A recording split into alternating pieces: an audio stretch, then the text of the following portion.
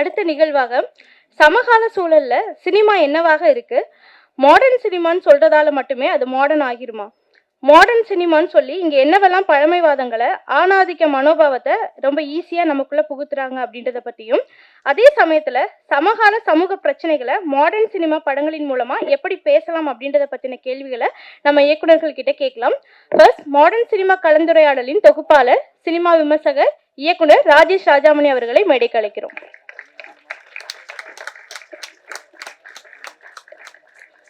அடுத்து, அனைத்து மனிதர்களும்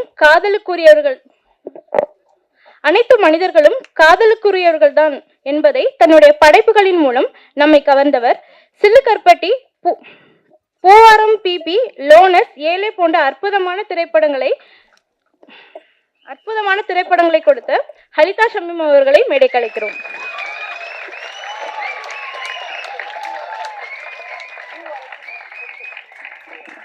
பூவரசம், பிபி.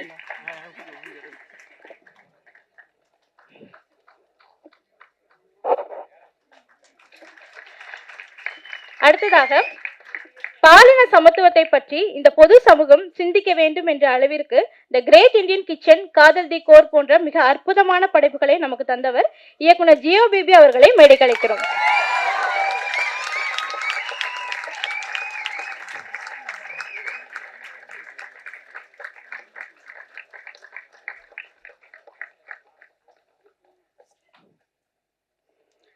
அடுத்ததாக, வழக்கமாக இருக்கும் வரலாற்று திரைப்படங்களுக்கு அப்பால் ஒரு புதிய வரலாற்று கதை திருப்பத்தை யாத்திசை மூலம் நமக்கு கொடுத்த இயக்குனர் தரணி ராஜேந்திரன் அவர்களை மேடைக்கு அழைக்கிறோம்.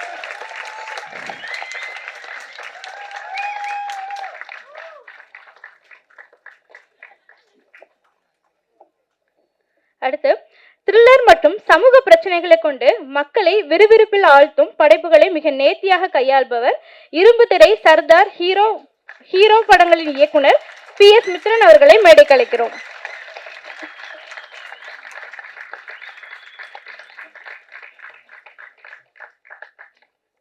நன்றி.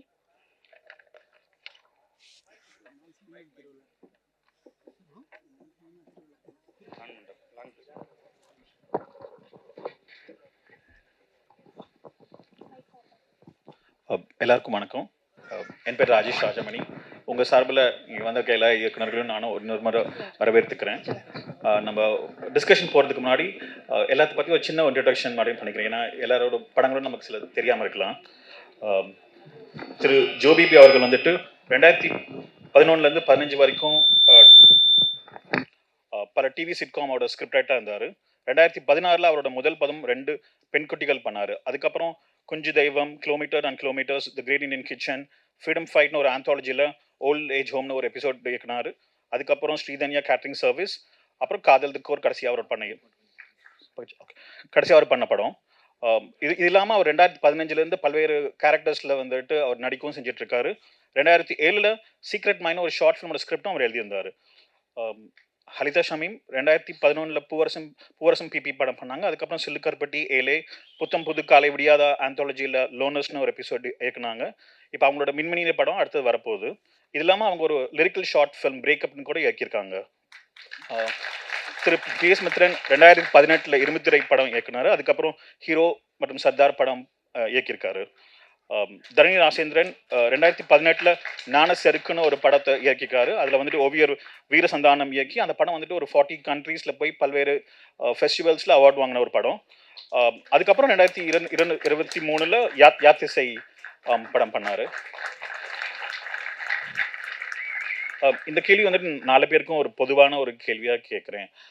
இப்போ வந்துட்டு சினிமான்றது உலகம் முழுக்க சொல்கிறாங்க, இந்தியாவில் மட்டும் இல்லை, சினிமான்றது ஒரு டிகே ஆகிற ஒரு ஒரு யங் ஆர்ட் ஃபார்ம் தான். 100 வருஷம் கூட இருக்குது. ஆனால் கூட இது சினிமான்றது ஒரு டிகே ஆகிட்டு இருக்கு. இது வந்துட்டு ஆல்மோஸ்ட் டிக்ளைனில் இருக்குன்னு ஒரு பிரபல ஒரு பேச்சு இருக்குது. இது இல்லாமல் நம்ம வந்துட்டு இங்கே ஒரு ரைட் விங் கவர்மெண்ட் இந்தியாவில் மட்டும் இல்லை, உலகம் முழுக்க இருக்குது. அது நம்மளோட கல்ச்சர், நம்மளோட ஆர்ட் ஃபார்ம்ஸையும் பாதிச்சுட்டு இருக்கு. மூணாவதாக வந்துட்டு இப்போ வந்துட்டு சினிமாவை வந்துட்டு ஒரு தேட்டரில் போய் பார்க்குற ஒரு கல்ச்சர் ரொம்ப கம்மியாகிட்டே இருக்குது. ஏன்னா ஒரு மக்கள் ரொம்ப டிஸ்ட்ராக்டடாக இருக்காங்க. நிறையா அவென்யூஸ் இருக்குது. ஏதாவது படத்தை பார்த்தாலே கிரிஞ்சுன்றாங்க, இல்லை பூமருன்றாங்க, ஈஸியாக டிஸ்மிஸ் பண்ணிடுறாங்க. இந்த சமயத்தில் நீங்கள் 4 பேரும் சினிமா, ஒரு கண்டெம்பரரி சினிமா எப்படி இருக்குது அப்படின்னு உங்களோட பார்வையில் எப்படி நினைக்கிறீங்க?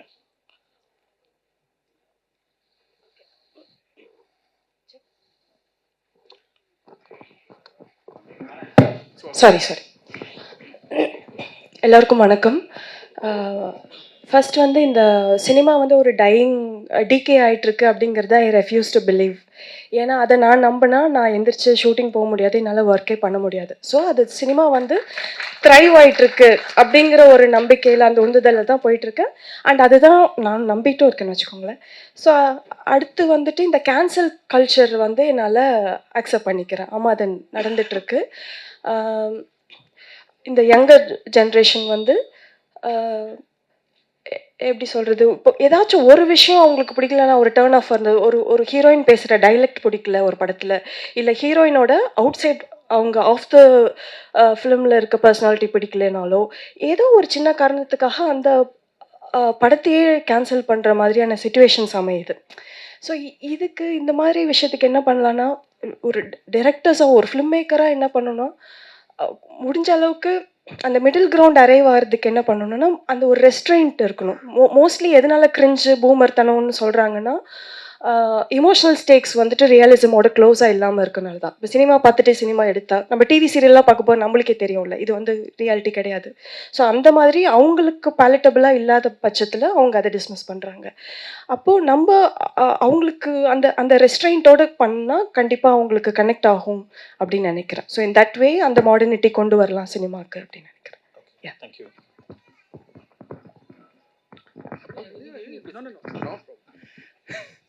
இல்லை, அது ஹரிதா சொன்ன மாதிரி நம்ம எப்போவுமே வந்து ஒரு காலகட்டத்தில் சினிமா பார்த்தீங்கன்னா அது it was controlled by one certain particular group of people. இப்போ சினிமான்றது வந்து ஸோ அது கூட சேர்ந்து வந்த ஒப்பீனியன்ஸும் பார்த்தீங்கன்னா வாஸ் வெரி கண்ட்ரோல்டு. இப்போ ஆனந்த விகடனில் ரிவ்யூ போடுறது தான் ஒரு ஒரு ஒப்பீனியனாக இருக்கும். அவங்க சீ அப்படின்னு ஒரு பெரிய ஒரு சீயை போட்டாங்கன்னா அந்த படம் காலி அப்படின்னு அர்த்தம். ஸோ அந்த மாதிரி ஒப்பீனியன்ஸு எல்லாமே ஒரு இடத்துல ஒரு சென்ட்ரலைஸ்டாக இருந்த காலகட்டம் இருக்கும்போது நாம் அதை டீசென்ட்ரலைஸ் பண்ணணும்னு பேசிகிட்டு இருந்தோம். எல்லாருக்காகவும் எல்லாரும் சினிமா எடுக்க முடியணும், எல்லாரும் ஒப்பீனியன் சொல்ல முடியணும். இன்றைக்கி அந்த காலகட்டம் வந்திருக்குன்னு நான் நினைக்கிறேன். ஸோ அந்த காலகட்டம் வரும்போது இப்போ கிரிஞ்சுன்னு சொல்கிறாங்களா, அப்பவும் கிரிஞ்சுன்னு சொல்லியிருப்பாங்க, ஆனால் அதை நம்ம கேட்டிருக்காது. அவங்க டீ கடையில் உட்காந்து கிரிஞ்சுன்னு சொல்லியிருப்பாங்க. அவங்க இந்த இடத்துல உட்காந்து அவன் என்னடா இவ்வளோ பழசாக எடுத்து வச்சிருக்கான்னு பேசிகிட்டு இருப்பாங்க. ஒரு தம்ம ஷோ டீ கடை வாசலில் பேசுவாங்க, ஒரு லெமன் சோடா குடிச்சிட்டு பேசுவாங்க. அது இன்னைக்கு வந்து நம்ம எல்லாருக்கும் கேட்க ஆரம்பிச்சிருக்கு, நமக்கு தெரிய ஆரம்பிச்சிருக்கு. அவ்வளோதான் நான் பெரிய டிஃப்ரென்ஸாக இதில் இருக்குன்னு பார்த்துருக்கேனே தவிர இது வந்து ஒரு புது ட்ரெண்ட் அப்படின்னு நான் சொல்ல மாட்டேன். எல்லாருக்குமே சினிமா பார்த்தோன்னே அது மேலே ஒரு ஒப்பீனியன் இமீடியட்டாக வரும். அது ஒரு ஃபீலிங்கை கிரியேட் பண்ணுது இல்லையா? அந்த அந்த அந்த ஆர்ட் ஃபார்ம் மட்டும் இமீடியட்டாக ஒரு ஃபீலிங் கிரியேட் பண்ணுது. வேறு எந்த ஆர்ட் ஃபார்மும் அவ்வளோ சீக்கிரமாக ஒரு ஆடியன்ஸ்குள்ள ஒரு பாமரனுக்குள்ள ஒரு ஃபீலிங்கை கிரியேட் பண்ணுன்றது வந்து நம்ம பார்க்க முடியாது. அது ஸோ என்ன அப்படி ஒரு ஃபீலிங் கிரியேட் பண்ணும்போது அதை பற்றி அவங்க பேசுகிறது நம்ம காதில் ஆஸ் ஃபிலிம் மேக்கர்ஸ் மட்டும் விழுவுறதை நான் நல்ல விஷயமாக தான் பார்க்குறேன். அது ஒரு ஆரோக்கியமான விஷயமாக தான் நான் பார்க்குறேன். அண்டு நீங்கள் சொன்ன மாதிரி நான் வந்து சினிமா அழிந்து கொண்டு இருக்கும் ஒரு விஷயம் நான் பார்க்கல. அது நல்லா த்ரைவ் ஆகிட்டு இருக்குது. அதனால தான் நான் வந்து இப்போ இன்றைக்கி வந்துட்டு நிறைய இடத்துல வந்துட்டு நம்ம சமூக வலைதளங்களையும் வந்துட்டு சென்ட்ரு கான்செப்ட் பேச்சே வந்து சினிமாவாக தான் இருக்குது. இன்றைக்கி மீம் கல்ச்சர்ன்றது சினிமாவிலேருந்து தான் வந்திருக்குது இல்லையா? ஸோ அதனால் வந்து I refuse to believe that cinema is on the decay. நன்றி. தேங்க்யூ. கிட்டத்தட்ட அவங்களோட கருத்து தான் என்னோட கருத்துமே. சினிமா வந்து டிகே அந்த நிலை இல்லை. ஆனால் அது என்னென்னா எல்லா கலை வடிவமும் எல்லா ஆர்ட் ஃபார்மும் வந்து பரிணமிச்சுட்டு தான் இருக்கும். சரிங்களா? இந்த பரிணாமத்தை வந்து நம்ம தடுக்க முடியாது. பரிணாமத்தை தடுக்கிறோம் அப்படின்னா அது வந்து வளராது. தொழில்நுட்பம் சார்ந்து வந்து சினிமா இயங்குதுன்னு வச்சுப்போம். ஒரு காலத்தில் மேடையாக இருந்தது, அப்புறம் எழுதுகிறோம். அதுக்கப்புறமா அதோட நவீன தன்மைக்கு ஏற்ற மாதிரி சினிமா வந்து அதோட வடிவத்தை அடையுது. இன்னும் அதோட வடிவம் மாறினாலும் அதோட விஷுவல் மீடியம் வந்து அழியாது. அது மூலயமா நம்ம கதை சொல்கிறத வந்து நம்ம நவீனப்படுத்திகிட்டே இருக்கலாம், எவால்வ் ஆகிட்டே இருக்கலாம் அப்படின்னு நினைக்கிறேன். சினிமா அந்த பொதுவாக சினிமா அழியுது, அதோட வளர்ச்சி குறையுது அப்படின்றத வந்து அது ஏற்றுக்க முடியாது. எந்த சினிமா அழியுது? ஒரு 3 மணி நேரம் பார்க்குற இடத்துல வந்து நம்ம 2 மணி நேரம் பார்க்குறோம். ஆமாம், அது கண்டிப்பாக மாறிடுச்சுன்னு வச்சுக்கோங்களேன். ஆனால் 3 மணி நேரம் நம்ம எடுத்தோம் அப்படின்னா அது வந்து கிரிஞ்ச் ஆகுது இல்லை? ஆனால் இப்போ நம்ம சொல்கிறோம்ல, எதெல்லாம் கிரிஞ்சு எதெல்லாம் பூமர் அப்படின்ற அந்த கருத்தியல் வந்து பார்த்தீங்க அப்படின்னா எதெல்லாம் வந்து ஒடுக்கப்பட வேண்டுமோ, எதெல்லாம் வந்து மாற்றப்பட வேண்டுமோ, அந்தந்த கருத்து தான் அந்த கிரிஞ்சுன்னு சொல்கிறோம். இப்போ நம்ம சொல்கிற சிந்தனை மாற்றம் வேணும் அப்படின்ற நினைக்கிற ஒரு விஷயங்கள் எல்லாமே எடுக்கிறோம் அப்படின்னா அது வந்து கிரிஞ்சா இல்லை. அதை யாருமே எனக்கு தெரிஞ்சு வந்து சொல்கிறது இல்லை. எதெல்லாம் அழியணுமோ அதெல்லாம் தான் கிரிஞ்ச் ஆகிட்டு இருக்கு பூமரை. அந்த அந்த தன்மையில் வந்து அதை நான் எடுத்துக்கலாம் அப்படின்னு நான் வந்து பார்க்குறேன்.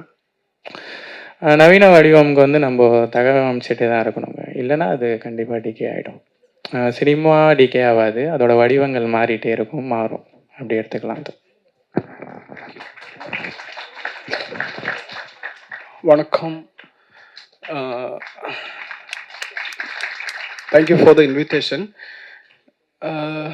சினிமா வந்து நீங்கள் சொன்ன மாதிரி 100 more years அவ்வளோதான் பழக்கம் இருக்குது. ஸோ இன் மை வியூ புதுசான சினிமா இனி வரப்போகிறது. நம்ம எல்லாம் in certain area in certain period masters வந்து சினிமா வந்து இந்த மாதிரி ஆக்கி வச்சிருச்சு. நிறைய வருஷங்களுக்கு முன்னாடி தான். We are following that. But nowadays we all are discussing new kind of thoughts. Contentல என்ன புதுசு. ஆனா aesthetically cinema is still old.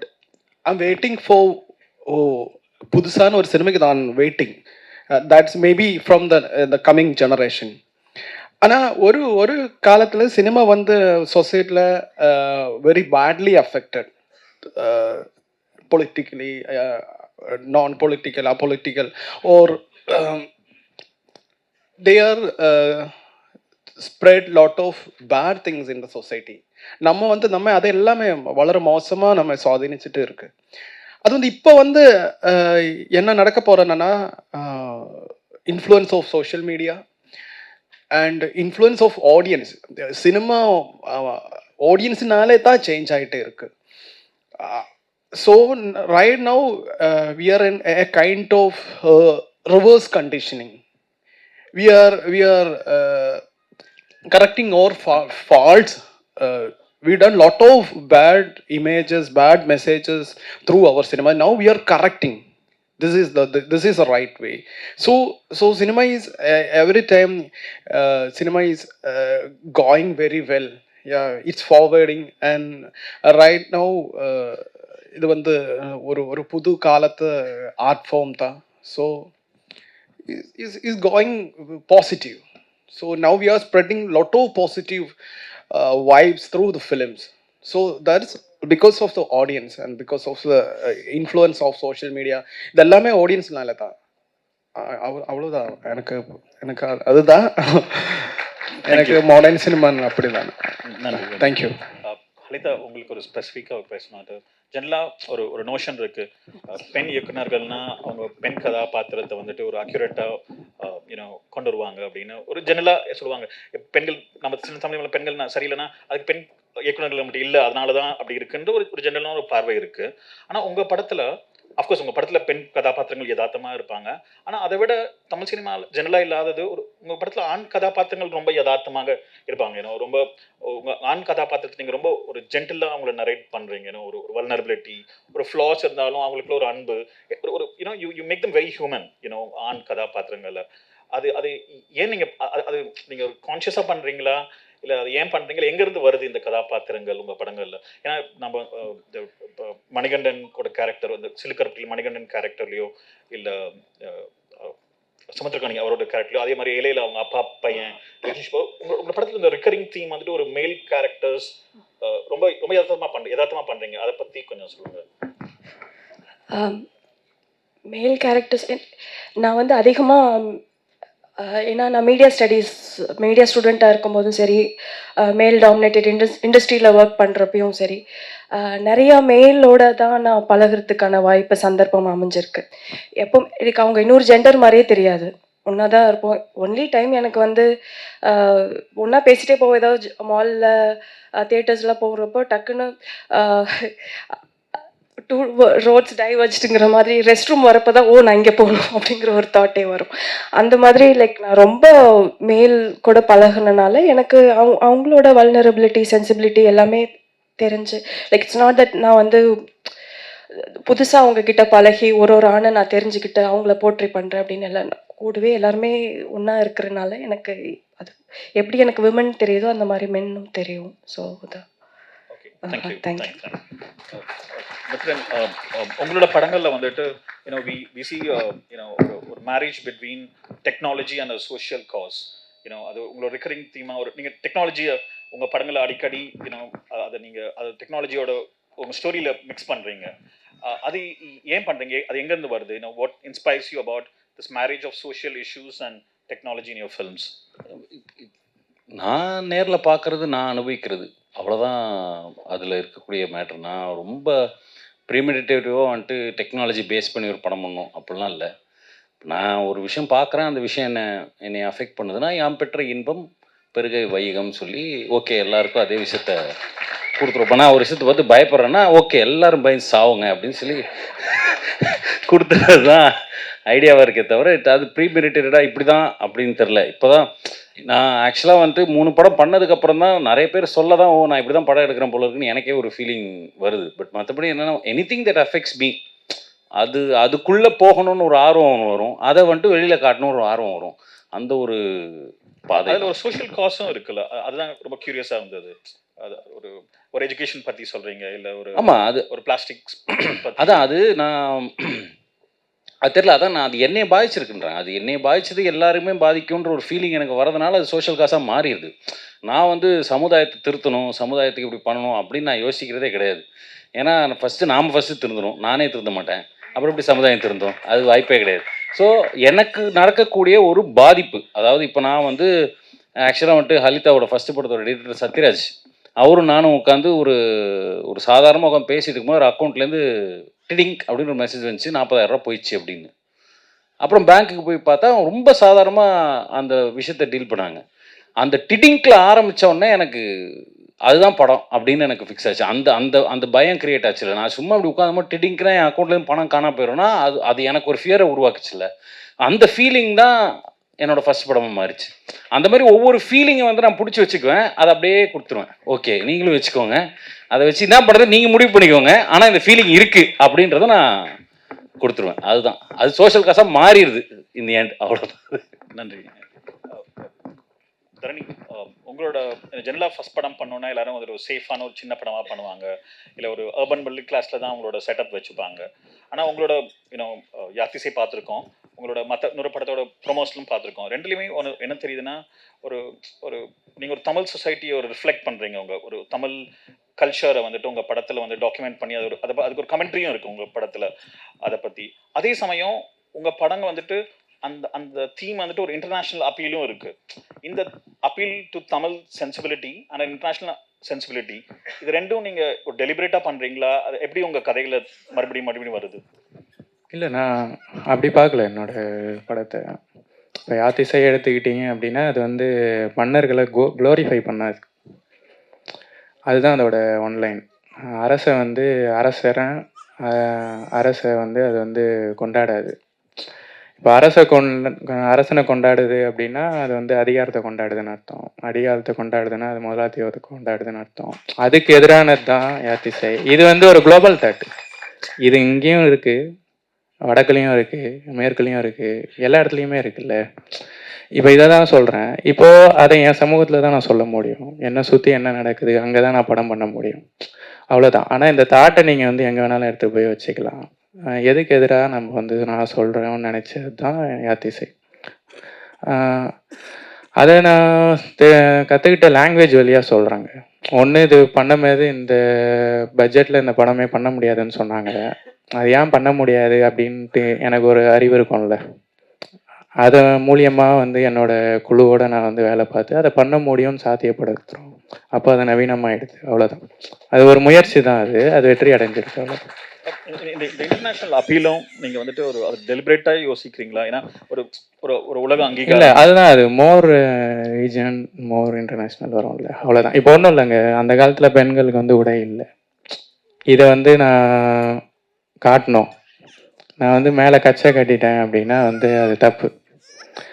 ஆனால் மார்பகத்தோட நம்மளால் படம் பண்ண முடியாதுல்ல, யதார்த்தத்தில் சென்சாரை தாண்டி வர முடியாது. அப்போ நான் வந்து சிற்பங்களை பார்க்குறேன், அப்போ நம்ம துணிக்கு பதில் வந்து நகை தான் போட்டிருக்காங்க. அப்போ நகையால் நான் மேலே மார்பத்தை வந்து மறைச்சிட்றேன். இது வந்து ஒரு இன்டர்நேஷ்னலாக இருக்குல்ல, இது வந்து ரொம்ப நம்மளோட யதார்த்தத்தோட இருக்குது.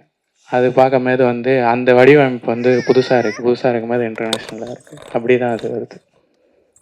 Nandri. So, in Tamil culture, we have this thing called Agam and Puram. Agam is what we talk about romance, or interpersonal relationships, romance. வீட்டுக்குள்ள நடக்கிறதெல்லாம் அகம், வீட்டுக்கு வெளியே நடக்கிறதெல்லாம் புறம். பாலிடிக்ஸ், வார், ஸோ ஆர்மி, இதெல்லாம் புறம் இருப்பாங்க. But something that we see in Tamil சினிமாவில் கூட பார்த்தீங்கன்னா எல்லா அரசியல் படங்களும் வீட்டுக்கு வெளியே தான் நடக்குது. பட் உங்கள் படங்களில் தான் அரசியலை வீட்டுக்குள்ளே எடுத்துகிட்டு வந்துட்டீங்க. இது எப்படி, ஏன்னா உங்கள் படங்களில் எல்லா அரசியலுமே வீட்டில் தான் நடக்குது. அதை நீங்கள் எப்படி how did you conceive it and why did you choose to tell these stories? அது நிஜமா அப்படிதான் இருக்கு. இது எல்லாமே ஆரம்பம் வீட்டுக்குள்ளன்னு தான். அங்கதான் இது நடக்கிறது. எதுக்கு நம்ம உலகத்துல யுத்தம் இருக்கிறது? Because of family. வீட்டுக்குள்ளே யுத்தம் இருக்கு. அதுதான் அது சிஸ்டத்துக்கு அந்த I am not against family. நான் வந்து ஃபேமிலி வந்து வேண்டாம் அப்படியே சொல்லாது. But we have to reconstruct it, we have to redesign it. So இது வந்து எப்போவுமே குடும்பம், வீட்டுக்குள்ள அகம், அங்கே அங்கே தான் எல்லாமே ஆரம்பிக்கிறது. அங்கே தான் இப்போ வந்து ஒரு குழந்தை, ஒரு சின்ன வயசு குழந்தை வீண் இருந்தா நம்ம என்ன பண்ண போறேன், அந்த இடத்துல இப்போ இங்கே தட்டிச்சா இங்கே தான் நம்ம அடி கொடுக்கறது. So we are starting violence like that. So then they are going to school. எங்கேயும் இந்த அடி இடி அது எல்லாமே நடந்துட்டே இருக்கு. எப்போதும் வயலன்ஸ் தான். ஏதாவது ஒரு தப்பு நடந்துச்சா அதுக்கு பதில்னா வயலன்ஸ் தான். இப்போ வந்து சினிமையில் அப்படிதான். ஒரு 2.5 மணிக்கூர் படத்துல மோர் தேன் 1000 ஆஃப் பீப்புள் மரிச்சு போகுது இல்லை. ஸோ அப்படிதான் நம்ம வாழ்ந்துட்டே இருக்கு.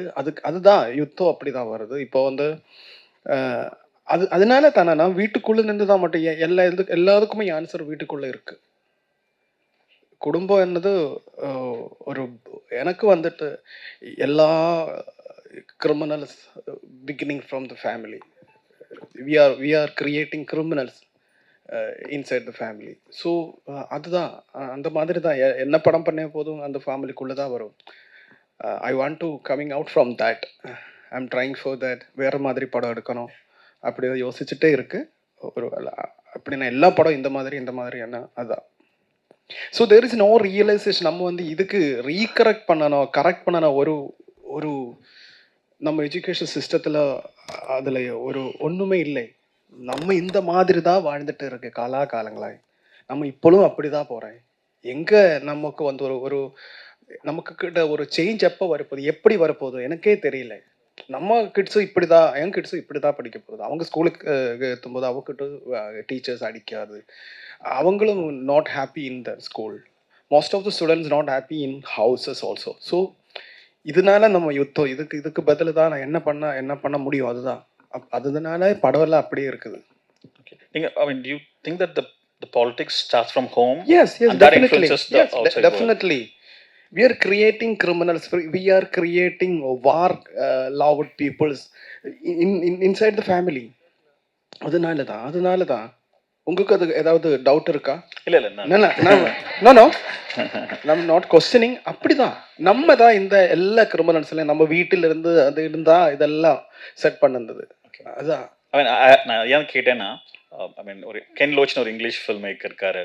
அவர் சொல்லுவாரு the social structure தான் ஃபேமிலியை அஃபெக்ட் பண்ணுது அப்படின்னு. அப்படிதான். So I was very curious to know உங்களோட இது இங்க ஒரு டிரான்சாக்ஷன் இருக்கு. ஓகே, இங்கேருந்து அங்கே கொடுக்குறது, அங்கேருந்து இங்கேருந்து எடுக்குது. இப்போ வந்து காதல், ஐ திங்க் நீங்க கொஞ்சம் பீப்புள்ஸ் பார்த்ததுனால காதல், they all are innocent people. வந்து அந்த மம்முக்கா கேரக்டர், அவங்களோட partner, wife, what is wrong for them? It's by society. If I divorced, she lived almost 20 years with his husband. So why she can't do the very beginning time? So she can't only because of constructed family system, the social system. So they are suffering. There are innocent people suffering from due to these reason.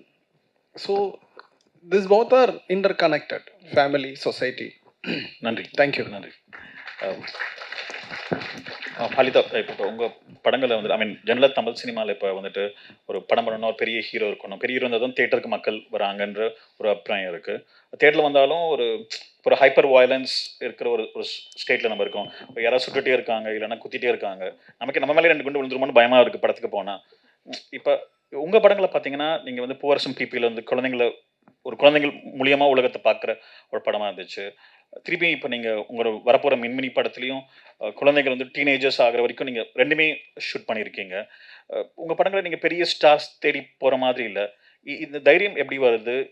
How to make it possible? இந்த இந்த market கூட நீங்கள் எப்படி negotiate பண்ணுறீங்க உங்களோட கதைகள் சொல்கிறதுக்கு?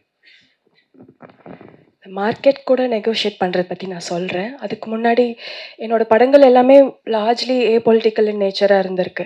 அப்படிங்கும்போது இந்த இடத்துல தலித் ஹிஸ்ட்ரி மந்த் கொண்டாடுற இடத்துல எனக்கு இன்னைக்கு இங்கே ஒரு இருக்குன்னா அது காரணம் வந்து நான் இது வரைக்கும் தப்பான கருத்துக்களை போதிக்கலைன்னு நினைக்கிறேன். ஸோ அதுதான் வந்து நான் என்னை இங்கே கொண்டு வந்திருக்குன்னு நினைக்கிறேன். ஸோ இந்த கால சூழ்நிலையில் இது பண்ணுறதே சேலஞ்சிங்காக இருக்குன்னு ஃபீல் பண்ணுறேன். So coming to your question வந்து எனக்கு ஹியூமன் ட்ராமா ரொம்ப பிடிக்கும். பூவரசம் பிபிலே வந்து நான் அப்போ ரொம்ப ஃபர்ஸ்ட் படம் இளங்கன்று பயம் அறியாதுங்கிற மாதிரி நிறைய ஃபியர்ஸ்ஃபுல்லாக நிறைய ஐடியாஸ் உங்களுக்கு நீங்கள் பூவரசம் பிபி பார்த்துருக்கீங்க. அதில் நிறைய விஷயங்கள் சொல்லியிருப்பேன்.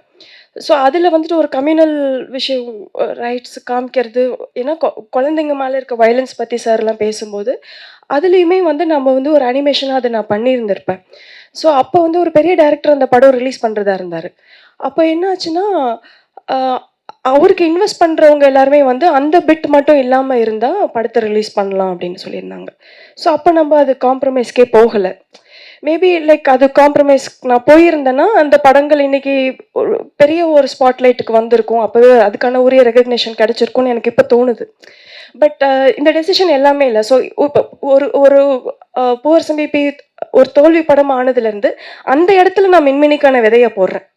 ஓகே, ஸோ அந்த இடம் தான் எனக்கு கரேஜியஸான மூவ்னு நினைக்கிறேன். அதுக்கு தான் நான் வந்து சைன் அப் ஆயிருந்தேன். பட் இவென்ச்சுவலாக இவ்வளோ வருஷங்களில் இன்னுமே வந்து சேலஞ்சிங் நிறைய அப்ஸ் அண்ட் டவுன்ஸ் பார்த்துட்டேன்.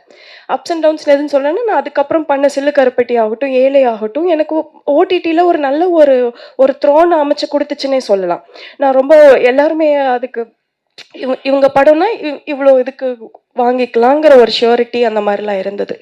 ஸோ இந்த ரொம்ப ஒரு க்ளோரியஸான ஒரு விஷயங்கள் இருக்கிறப்போ நான் மின்மினி போகிறேன். அப்போ எனக்கு ஒரு தைரியம் இருக்குது, கண்டிப்பாக நம்ம படம். ஸோ மின்மினி முடிச்சுட்டு வரப்போ இங்கே சினாரியோ கொஞ்சம் மாறி இருக்குது ஓடிடி பிளாட்ஃபார்ம்ஸில். நம்ம என்ன இப்போ கார்ப்பரேட்னா எப்போவுமே அது ஒரு அப்ஸ்கேலில் தான் நான் போயிட்டுருக்கோம். திடீர்னு ஒரு டிப் மாதிரி வரும் அப்படின்னு நான் எதிர்பார்க்கல. இந்த பீன்ஸை ஸ்பில் பண்ணணும்னா அதுதான் இப்போவுமே வந்து கஷ்டமாக இருக்குது. அது ஓடிடி சேல்ங்கிறது கஷ்டமாக இருக்குது. ஸோ அதுதான் நம்ம இப்போ பார்த்துக்கிட்டு இருக்கோம், இது பண்ணிகிட்ருக்கோம். ஸோ இந்த மாதிரி அப்ஸ் அண்ட் டவுன்ஸ் பார்த்துட்ருக்கேன். அப்போ மின்மினி அப்போ வந்து என்ன அது பண்ணணும்னு ஆரம்பிக்கிறப்போ பார்த்தீங்கன்னா தேட்டர் வந்துட்டு தேட்டருக்கு ஆட்கள் வந்துட்டு இருந்தாங்க. ஸோ இந்த வாட்டி பெட்டராக பொசிஷன் பண்ணால் மின்மினி எல்லாரும் பார்ப்பாங்க, பூவரசம் பிபியும் சேர்த்து மின்மினியோட பார்ப்பாங்கங்கிற தைரியத்தில் தான் நான் எடுத்தேன். ஸோ அதனால நான் வந்து முழுக்க இத்தனை வருஷத்தில் இவ்வளோ விஷயம் மாறும் அப்படின்லாம் எனக்கு தெரியல. ஒரு வாட்டி என்னோட கட் ஃபீலிங்கை நம்பி நான் பண்ணிகிட்டு இருக்கேன். ஸோ ஒரு சேலஞ்சஸ் அப்பப்போ வருது, அதை மீறி பார்த்துட்டு தான் இருக்கேன். ஸோ நன்றி. மித்ரன், உங்கள் படத்தில் வந்துட்டு ஐ மீன் அஃப்கோர்ஸ் உங்கள் படங்களுக்குன்னு ஒரு அரசியல் இருக்குது.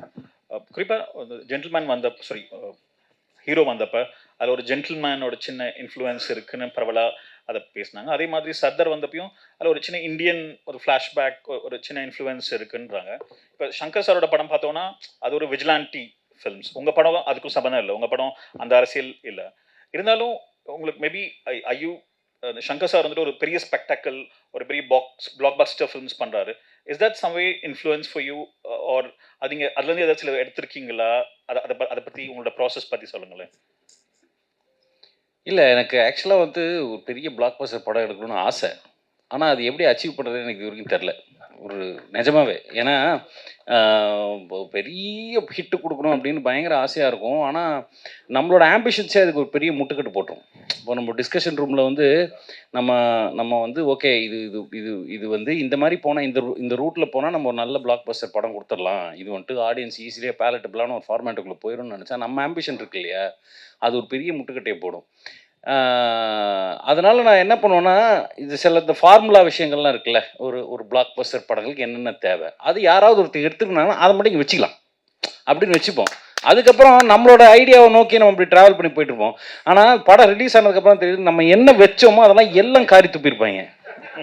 என்னடா ஏன்னா இதுதான்டா ஒர்க் அவுட் ஆகணும். நம்ம ஆம்பிஷன் அது அது நம்ம ஆம்பிஷனுக்கும் அந்த பேலட்டபிள் ஃபார்முக்கும் ரெண்டுத்துக்கும் நடுவில் நடக்கக்கூடிய ஒரு அதான் போராட்டம்னு சொல்லலாம், கன்ஃபியூஷன்னு சொல்லலாம். அதுக்கு ரெண்டுத்துக்கு நடுவில் தான் நான் கான்ஸ்டண்ட்டாக ட்ராவல் பண்ணிகிட்டே இருக்கேன். எனக்கு வந்துட்டு ஜட்மெண்ட் காலே எடுக்க வராது. இதை வச்சுக்கலாமா அதை வச்சுக்கலாமா, ரெண்டுமே நல்லா தானே இருக்கேன். இதுனா அவங்களுக்கு பிடிக்குதுன்னா நமக்கு பிடிக்கும், என்ன பண்ணலாம், இப்படியே ஓடிட்டு கடைசியில் அது ஒரு ஆத்திர ஒரு கால் சேத்திர ஒரு கால் மாதிரியே படம் பண்ணிட்டு இருக்கேன் அப்படின்னு எனக்கும் என்னோட படங்கள் மேலே என்னோட விமர்சனமே அதான். அது ஒரு ஆத்துலையும் நீங்கள் சொன்ன மாதிரி ஃபுல்லாக சங்கர் படமும் இருக்காது, அது பயங்கரமான ஒரு அரசியல் பேசுகிற படமும் இருக்காது. சரி இங்கே ஒன்று அங்கே ஒன்று அப்படி ஒன்று இப்படி ஒன்று எப்படியோ தப்பிச்சு கிப்பிச்சு ஹிட் ஆயிடுச்சு அப்படின்றதுனால நம்ம ஓகே வண்டி ஓடிட்டு இருக்கு. பட் ஏதோ ஒரு கட்டத்தில் வந்து I think I should focus on what kind of films that I want to do. But அதுக்கான ஆப்பர்ச்சுனிட்டி வரும் அப்படின்னு நினச்சிட்டு அதுக்கு நான் வெயிட் பண்ணிருக்கிறேன், பார்ப்போம். பட் ஹவ் யூ இப்போ நீங்கள் இந்த எக்ஸ்பீரியன்ஸ் மூலியமா how you try to do something like அடுத்து நீங்கள் பண்ணும்போது how you what you learn from these? இப்போ நீங்கள் இந்த ஆற்றுல ஒரு கால் அதான் ஆற்றுல ஒரு கால் சேத்துல ஒரு கால் வைக்க முடியாது. ஆனால் சேத்துல வச்சதுக்காக சில விஷயம் நமக்கு கிடைக்குது, ஆற்றுல வச்சதுக்காக சில விஷயம் கிடைக்குது. ரெண்டுமே நமக்கு வேணும் இப்போ வரைக்கும் தோணிட்டே இருக்கு. அதுதான் பிரச்சனை. எந்த காலை எடுக்கிறதுன்ற ஒரு ஒரு ஒரு ஒரு கன்ஃபியூஷன் ஓடிட்டு இருக்கு இல்லையா, அதில் தான் போயிட்டு இருக்கு. பாப்பா ஏதோ ஒரு காலை எடுத்துருவோம். பார்ப்போம். நன்றி. தரணி, ஐ மீன் நம்ம போனதாக பேச சொன்னீங்க, உங்கள் படம் வந்துட்டு ஒரு பயங்கரமான பெரிய ஆம்பிஷன் உள்ள ஒரு படம். அது மாதிரி எல்லாருமே வந்து ஃபர்ஸ்ட் படம் சேஃபாக பண்ணிட்டு செகண்ட் படத்தில் தான் ஆம்பிஷியஸாக பண்ணணும்னு நினைப்பாங்க. நீங்கள் ஆரம்பத்துலேயும் பயங்கர ஆம்பிஷியஸாக ஒரு படம் பண்ணியிருக்கீங்க. அது ரொம்ப சின்ன ஒரு ரொம்ப ரெஸ்ட்ரிக்டட் பட்ஜெட்டில் பண்ணுறீங்க. அதை பண்ணுறதுக்கு உங்களுக்கு எப்படி தைரியம் வந்துச்சு? அதை எப்படி நீங்கள் அதை ஒன்று வந்துட்டு ஃபர்ஸ்ட் தைரியம் இருக்கணும், அப்புறம் அது பண்ணியும் காமிக்கணும். நீங்கள் ரெண்டும் பண்ணிட்டீங்க, அதை பற்றி ஷேர் பண்ணீங்களா ரெண்டுமே? இல்லை அதான் அடிப்படை வந்து அதை பண்ண முடியுன்ற எனக்கு புரிதல் இருந்ததுங்க.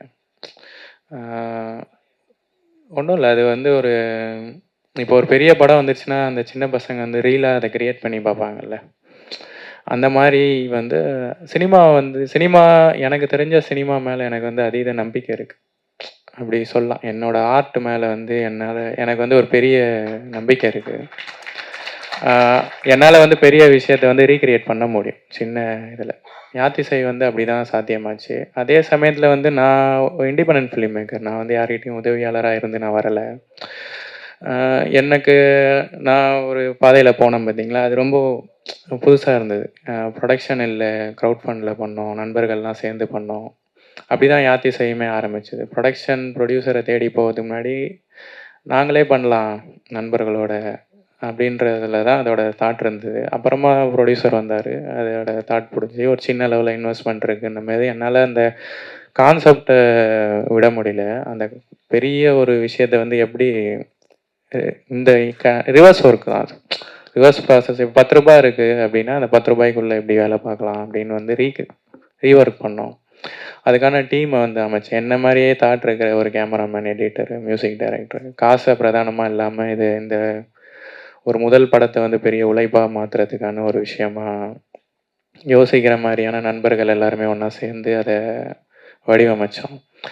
அதை எழுதமேதே அதை நான் யோசிக்கும் போதே அதை பண்ண முடியும் அப்படின்றது வந்து எனக்கு வந்து தெரியும். அதனால தான் அதை வந்து பண்ணோம். நிறைய சேலஞ்சஸ் இருந்தாலுமே அதை பிளான் பி இருக்கும், எப்படி பண்ணலாம் அடுத்தது எப்படி பண்ணலாம் அப்படின்னு சொல்லிட்டு அந்த திட்டமிடல் வந்து ரொம்ப தெளிவாக இருந்தது. அதே மாதிரி அதில் பயன்படுத்தின லாங்குவேஜை வந்து ரொம்ப முக்கியமாக சொல்லணும். ஏன்னா எனக்கே தெரியும் எல்லாருக்கும் புரியாது அப்படின்ட்டு, ஆனால் என்னோட யூஎஸ்பி வந்து அதுதான் எனக்கு தெரியும். அதுதான் என்ன இவ்வளோ தூரம் ஏதோ ஒன்று பேச வைக்கணும்ல. அதே மாதிரி அதில் இருக்கிற உண்மைத்தன்மையில் வந்து ரொம்ப தீவிரமாக இருந்தேன், இப்படி தான் இருக்கணும் அப்படின்னு சொல்லிட்டு. அதே மாதிரி வரலாற்று படங்கள் எல்லாமே சொன்ன விஷயத்துக்கு நேர் எதிராக இருக்கும் இந்த விஷயம். எல்லாருமே வந்து மன்னர் சார்ந்து போகும்போது நான் வந்து வாழ்வியல் சார்ந்து அந்த திரைக்கதை வந்து இருக்கும். அந்த மாதிரி எப்படி பண்ண முடியும் அப்படின்றது தான் அதோட சேலஞ்சாக இருந்தது. அதை பண்ணிட்டோம். நான் ஆக்சுவலி அடுத்த கேள்வியாக வச்சுருந்தேன், நீங்கள் அதை பற்றி பேச சொல்லிட்டீங்க. உங்கள் படம் வந்தப்போ தான் மணிரத்னமோட பொன்னியின் செல்வன்னு வந்தது. அப்போ ஒரு விஷயம் அவர் இன்டர்வியூவில் சொல்லும் போது மணிரத்னம் சொல்லியிருந்தார், இந்த இது வந்து அந்த காலத்தில் நடக்கிற ஒரு பீரியட் படமாக இருந்தாலும் அங்கே உரையாடல் வந்துட்டு ரொம்ப ஒரு கண்டெம்பரரி லாங்குவேஜாக இருக்கும் அப்படின்னு தான் சொல்லியிருந்தாரு. அதே மாதிரி அவர் ரொம்ப பேச்சு தமிழில் தான் இருந்தது. ஆனால் உங்கள் படம் அப்படி அவ்வளோ ஈஸியான தமிழில் இல்லை. உங்கள் படம் வந்துட்டு ஒரு இன்னும் கொஞ்சம் பழைய தமிழுக்கு போய் இருந்தது. இது வந்து இது ஏற்கனவே நீங்கள் ஃபஸ்ட் படம் பண்ணுறீங்க. இதில் வந்துட்டு மணிரத்னம் பண்ணாதது கூட நீங்கள் பண்ணுறீங்க. அது வந்து ஒரு பெரிய ஒரு ஒரு ஒரு ஒரு ஒரு பெரிய ஜெயிண்ட் ஸ்டெப். அதை பண்ணுறதுக்கு உங்களுக்கு ஏன் பண்ணீங்க அதை? இல்லைங்க, நான் மணிரத்னம் இல்லை, நான் தரணி. Of course of course. அவர் பண்றத நான் பண்ணணும்னு நான் படம் பண்ண வரல. இல்லை நான் அவரை பற்றி இல்ல இல்ல, அதான் எனக்கு புரியுது. அந்த சேஃப் பெட் அதுக்கு தான். இல்ல, அது சேஃப் இல்ல, இதுதான் சேஃப் நான் நினைக்கிறேன். ஓகே. நான் சொல்றேன்ல, எது என்னோட படத்துக்கான யூஸ்ஃபுல். இது வந்து எல்லாருமே புதுசுங்க, எல்லா நடிகர்களுமே புதுசு, சரிங்களா? யாருமே தெரியாது, என்ன யாருன்னே தெரியாது, இண்டஸ்ட்ரிக்கு தெரியாது, ஏன்னா என்ன யாருக்கும் உதவியாளருமே கிடையாது. அப்போ என்னை எப்படி நான் தெரியப்படுத்த முடியும்? என்னோட ஆர்ட் மூலியமாக தான் நான் தெரியப்படுத்த முடியும். அதோட ரொம்ப ராவான வெர்ஷன் என்னன்றது தான் நான் தேடி போகிறேன். அந்த மாதிரி தான் அது ரீக்ரியேட்டே ஆச்சு. அதனால தான் நான் இந்த மேடையில் இருக்கேன்னு நம்புகிறேன். நான் திருப்பியுமே ஒரு மசாலா தன்மையுடைய எல்லாரும் சொல்கிற ஒரு வரலாற்று படங்களை எடுத்திருந்தா நான் 10/11 இருப்பேன்ல. நான் என்ன பண்ணணும்னு நான் தெளிவாக முடிவு பண்ணி நான் பண்ணேன் அப்படின்னு நான் நினைக்கிறேன். அதுதான் அதோட அவுட்புட். நன்றி சார். தமிழ் இயக்குனர் ரஞ்சித் படம் பண்ணும்போது காலா கபாலி பண்ணதுக்கப்புறம் தான் ஹி பிகேம் நேஷனல் ஃபெனாமினன். அதுக்கு முன்னாடி படங்கள் நல்லா இருந்தால் கூட அது ஒரு தமிழ்நாட்டு வழியே தான் இருந்தது. ஒன்லி காலான் Kabali to Ranjith to India across the world too. அதே மாதிரி நீங்கள் 2 இம்பார்ட்டன்ட் பொலிட்டிக்கல் படம் ரீசெண்ட் டைமில் பண்ணீங்க. ஒன்று கிரேட் இண்டியன் கிச்சன், அதில் பெரிய ஸ்டார் இல்லாதது. இன்னொன்று வந்துட்டு நீங்கள் வந்துட்டு காத்தலில் வந்துட்டு you have Mammootty, biggest Malayalam star. இது ரெண்டுக்கும் how did you feel the difference in making, like in terms of your freedom to tell உங்களோட அந்த அந்த அரசியலுக்கு ஃப்ரீடம் ஒன்று, இப்போ ஒரு ஸ்டார் இருந்தால் are there any compromises that you have to make? Like இது ரெண்டோட ஒரு கான்ட்ராஸ்ட் பண்ணால் உங்களோட எக்ஸ்பீரியன்ஸ் எப்படி இருந்ததுன்னு ஷேர் பண்ண முடியுமா? ரெண்டு படம் நான் அப்ரோச் பண்ணது சேம், எனக்கு உள்ள சேம் ஃபீலிங் தான் இருக்குது. ஆனால் எனக்கு what is the reason behind great Indian kitchen என்னன்னா, நான் என் வீட்டில் அடுக்கலையில் வேலை பார்க்குற ஒரு டைம் வந்துடுச்சு. So after my marriage I take a decision that இந்த மாதிரி வேலையெல்லாம் ஷேர் பண்ணிடலாம். அந்த decision making was easy and practical side was horrible. So I am frustrated, I am exhausted due to the inside the kitchen. So suddenly I take a decision that இந்த அடுக்களை வச்சு kitchen வச்சு ஒரு படம் பண்ணணும், கண்டிப்பாக பண்ணணும். ஐ discuss with my partner. So ஒரு 1 வீக்கில் எனக்கு புரிஞ்சது என்னன்னா, பெண்களோட வாழ்க்கை வீட்டுக்குள்ளே இந்த மாதிரி தான். எனக்கு அது புரிந்தது என்னோட 37, 35 ஏஜில், 35, 36 ஏஜில் தான். ஸோ அப்போ நான் என் அம்மா, என் சிஸ்டர், என் பொண்ணு ஃப்ரெண்ட்ஸு அவங்க எல்லாம் பேசிட்டாங்க, what's happening inside your house, inside your mind. So எல்லா பொங்கல்டையும் ஸ்டோரி வந்து ரொம்ப ரொம்ப சேட் ஸ்டோரிஸ் தான். தட்ஸ் வை நான் வந்து கண்டிப்பாக இந்த மாதிரி ஒரு படம் எடுக்கணும். அப்போ நான் தெரிஞ்சது இந்த படம் நான் தான் ப்ரொடியூஸ் பண்ணணும். எனக்கு கண்டிப்பாக தெரியும், இது வந்து எனக்கு ஒரு ப்ரொடக்ஷன் கம்பெனியில் போய் கதையை சொல்லி அவங்க லைக் பண்ண மாட்டேன். ஸோ நான் என் ஃப்ரெண்ட்கிட்ட சேர்ந்து தான் அந்த படம் எடுத்தது. அது வந்து ஒரு independent kind of film making. ஆனால் அது வெளியில் வந்ததுக்கப்புறம் ரொம்ப பெரிய ரிசப்ஷன் கிடைச்சாச்சு. நம்ம never expected that kind of reach for great Indian kitchen. ஆனால் அதுக்கப்புறம் மம்முட்டி சார் அந்த படம் பார்த்துச்சு, எனக்கு ஒரு மெசேஜ் அனுப்பியாச்சு. I watch the great Indian kitchen with my voice, I really enjoyed, we really enjoyed. So there is a connection with me and Mammootty, that's only that message. And later இந்த காதலோட script என்கிட்ட வந்துடுச்சு. Adarsh Paulson அவர் தான் அந்த writers. So I know these kind of people, I know the communities people. So எனக்கு அந்த படம் பண்ணணும், அதுதான் எனக்கு அப்போ தெரியாது. நான் அதுக்கிட்ட யோசிக்கவே மாட்டேன், இதை யார் இந்த படம் பார்க்க போகிறது, இந்த படம் வந்து பாக்ஸ் ஆஃபீஸில் சக்ஸஸ் ஆகிடுமா இல்லையா, எனக்கு இந்த படம் பண்ணணும். அப்போ கொஞ்சம் கரேஜ் இருந்தது கிரேட் இண்டியன் கிச்சன்னாலே தான். ஆனால் நம்ம ஆடியன்ஸ், நான் நேற்று சொன்ன மாதிரி நம்ம எல்லாம் வந்து கொஞ்சம் சேஞ்ச் ஆகிடுச்சு. a kind of new audience is here. So and then we approach Mammootty. So he's in the board, he's on board. So then everything was changing, everything was easy for us. அந்த மாதிரி super star இருந்ததுனால ஒரு அட்ஜஸ்ட்மெண்ட்டும் இல்லை, ஒரு சேஞ்சஸும் இல்லை. அவங்க இந்த screen பிளேயில் 100% டெடிக்கேட்டடாக இருந்தது. Is also part of discussion every time. அப்படிதான் நான் இந்த 2 படம் எனக்காகத்தான் எடுத்தது முதல்ல. I'm not thinking about audience at that time. So இந்த மாதிரி எத்தனை படம் எடுக்க முடியும்னு எனக்கு தெரியாது. ஸோ இப்போ ஹலிதா சொன்ன மாதிரி தான் இதெல்லாம் ஒரு கார்ப்பரேட் பிஸ்னஸ் ஆகிடுச்சு. ஸோ அவங்க பிறந்த படம் நம்ம எடுக்க போகிற ஸ்டேஜில் தான் நம்ம போயிட்டே இருக்கு. ஸோ அந்த சென்சர் போர்டு இருக்குன்னு வேறொரு ஆஃபீஸ் இங்கே இருக்குது. ஸோ இப்போ 2024 தான் எனக்கு பிடிச்ச படம் எனக்கு I can make it. So I don't know இது இந்த முன்னாடி நீ வரும் காலங்களில் இது எப்படி இருக்கும்னு எனக்கு தெரியாது. Okay, thank you. தேங்க்யூ. ஹரிதா, இப்போ தமிழ் சினிமாவில் the music itself has been changing. நம்ம எப்படி இசை பயன்படுத்துகிறோம் அப்படின்றது. உங்கள் படங்கள் நம்ம எப்பயுமே நீங்கள் ஒரு இண்டிபெண்டன்ட் மியூசிஷியன்ஸ் கூட ஒர்க் பண்ணீங்க. ஐ மீன் பிரதீப் குமாரோட ஒர்க் பண்ணிருக்கீங்க, கீபர் வாசுகி, அருள் தேவ், அதுக்கப்புறம் இப்போ கட்டிஜா ரஹ்மான் ஒர்க் பண்ணுறீங்க. இங்கே யாருமே இப்போ நீங்கள் ஒரு அனிருத் இல்லை ஒரு யுவன், ஒரு ஜிவி பிரகாஷ் அவங்களோட ஒர்க் பண்ணிங்கன்னா உங்கள் படத்தை விற்கிறது ரொம்ப ஒரு சுலபமாக இருக்கும். பட் நீங்கள் ஒரு இண்டிபெண்ட் மியூசிஷியன்ஸோட தான் கொலாபரேட் பண்ணியிருக்கீங்க. அது ஏன் பண்ணுறீங்க? அது இல்லாமல் what do these musicians bring to your film? Firstly இந்த பெரிய மியூசிஷியன், நான் ஒரு அவுட் சைடராக ஒரு பெரிய மியூசிக் டைரக்டரோட ஆஃபீஸ் பார்த்தேன்னா எனக்கு ஏதோ ஒரு கட்சி ஆஃபீஸ் மாதிரி இருக்கும். நிறையா வேட்பாளர் இருக்க மாதிரியோ இல்லை ஒரு ஹாஸ்பிட்டலில் இருக்க வெயிட்டிங் ரூம் மாதிரி இருக்கும். நம்மளுக்கு முன்னாடியே நிறைய டைரக்டர்ஸ் இருப்பாங்க.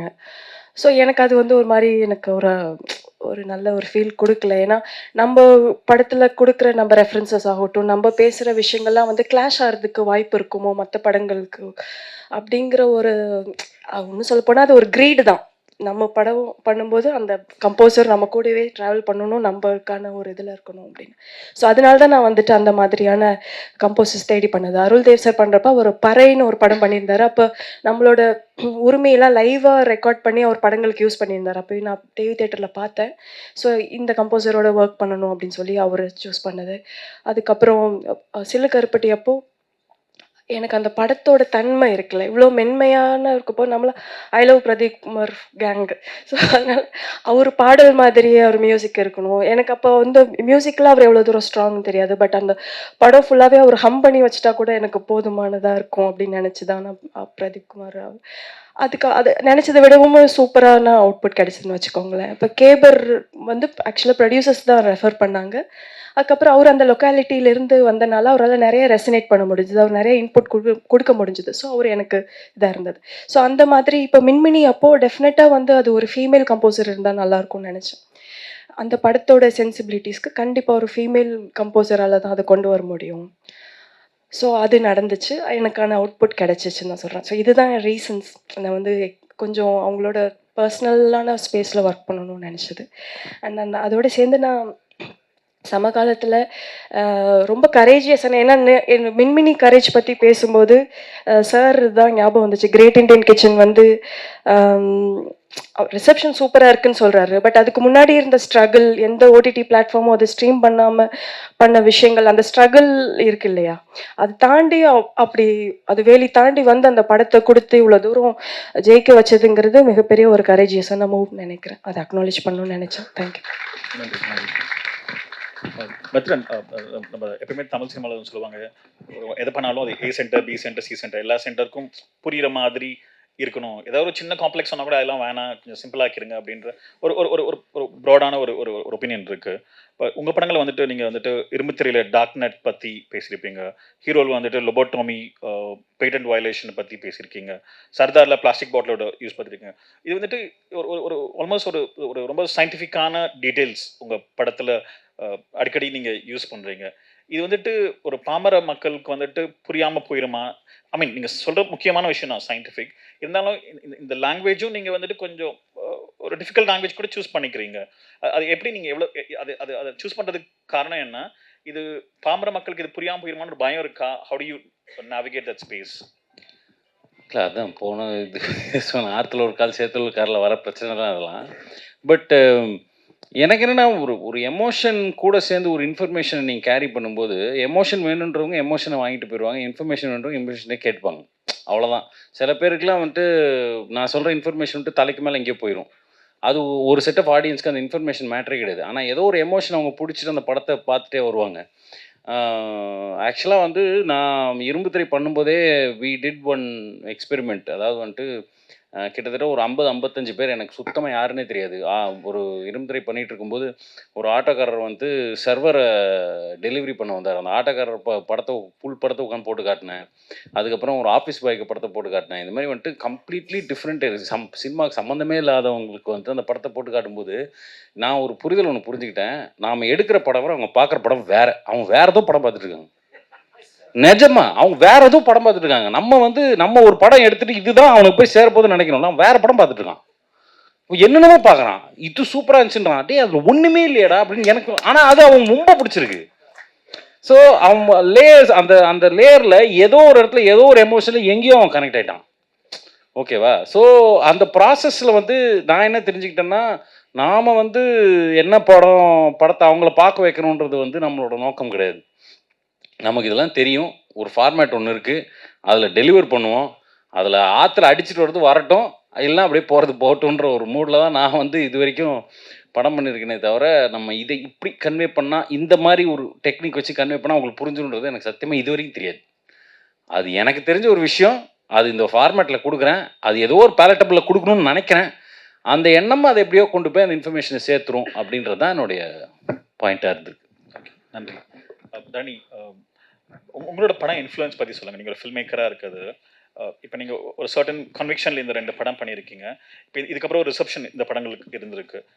இந்த ரிசப்ஷனுக்கு அப்புறம் நீங்கள் யூனோ எந்த மாதிரி படங்கள் பண்ணணும்னு நினைக்கிறீங்க? அது இல்லாமல் உங்கள் படம் இன்ஃப்ளூயன்ஸ் பற்றியும் சொல்லுங்களேன். நான் வந்து ஒரு ஜானர், ஒரு வடிவத்திலேயே வந்து இருக்கணும் அப்படின்னு நினைக்கல. நிறையா லேயர்ஸ், நிறைய வடிவம் முயற்சி பண்ணணும்னு தான் நினைக்கிறேன். அடுத்த பண்ணுறதும் வந்து பீரியட் இல்லை. இது வந்து கான்டெம்ப்ரரி படம் தான்.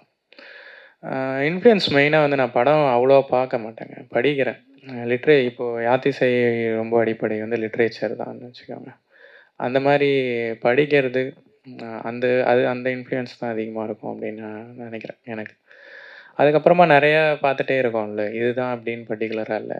அங்கங்கன்னு இருக்கிற அதான் எப்படி ஒரு கதை உருவாகுது அப்படின்னு பார்த்தோன்னா உடனேலாம் வந்துடுறதில்ல.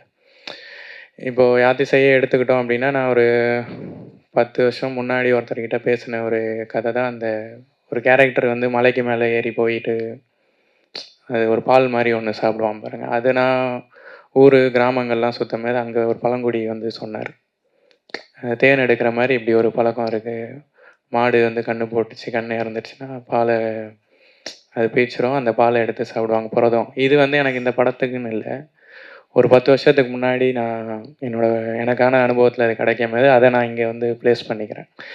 இந்த மாதிரி தேடல் எல்லாமே சேர்ந்து தான் அந்தந்த ஒரு ஐடியாவை வந்து ரீக்ரியேட் பண்ண மாதிரி இந்த மாதிரி அனுபவங்கள், இந்த மாதிரி படித்தது, பார்த்தது, இது எல்லாமே கம்பைன் ஆகும். இது எல்லாமே தான் இன்ஃப்ளூயன்ஸாக இருக்கும் அப்படின்னு நினைக்கிறேன்.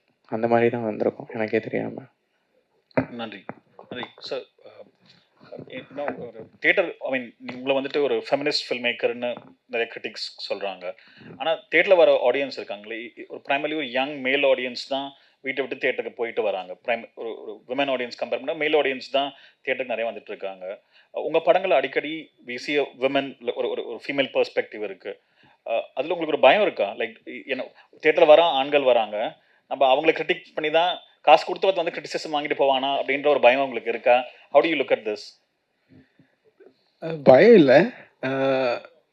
ஆனால் வந்து ப்ரொஃபஷனலி இதை பற்றி யோசிச்சுட்டு இருக்கும்போது நம்ம வந்து டிஃப்ரெண்ட் ஜோனர்ஸ் ட்ரை பண்ணலாம். அப்படி ஒரு திங்கிங் உள்ள இருக்கு. இப்போ அந்த கிரேட் இண்டிகேஷன் வந்து டைரக்ட் ஓடிடி ரிலீஸ். ஸோ அதுக்கு டிக்கெட் எடுத்து மெயில் வந்து தியேட்டரில் வந்து பார்த்தது. நான் அப்புறம் வீட்டில் போய் பொண்ணுங்களை கூட்டி வர மாட்டேன், எனக்கு தெரியும்.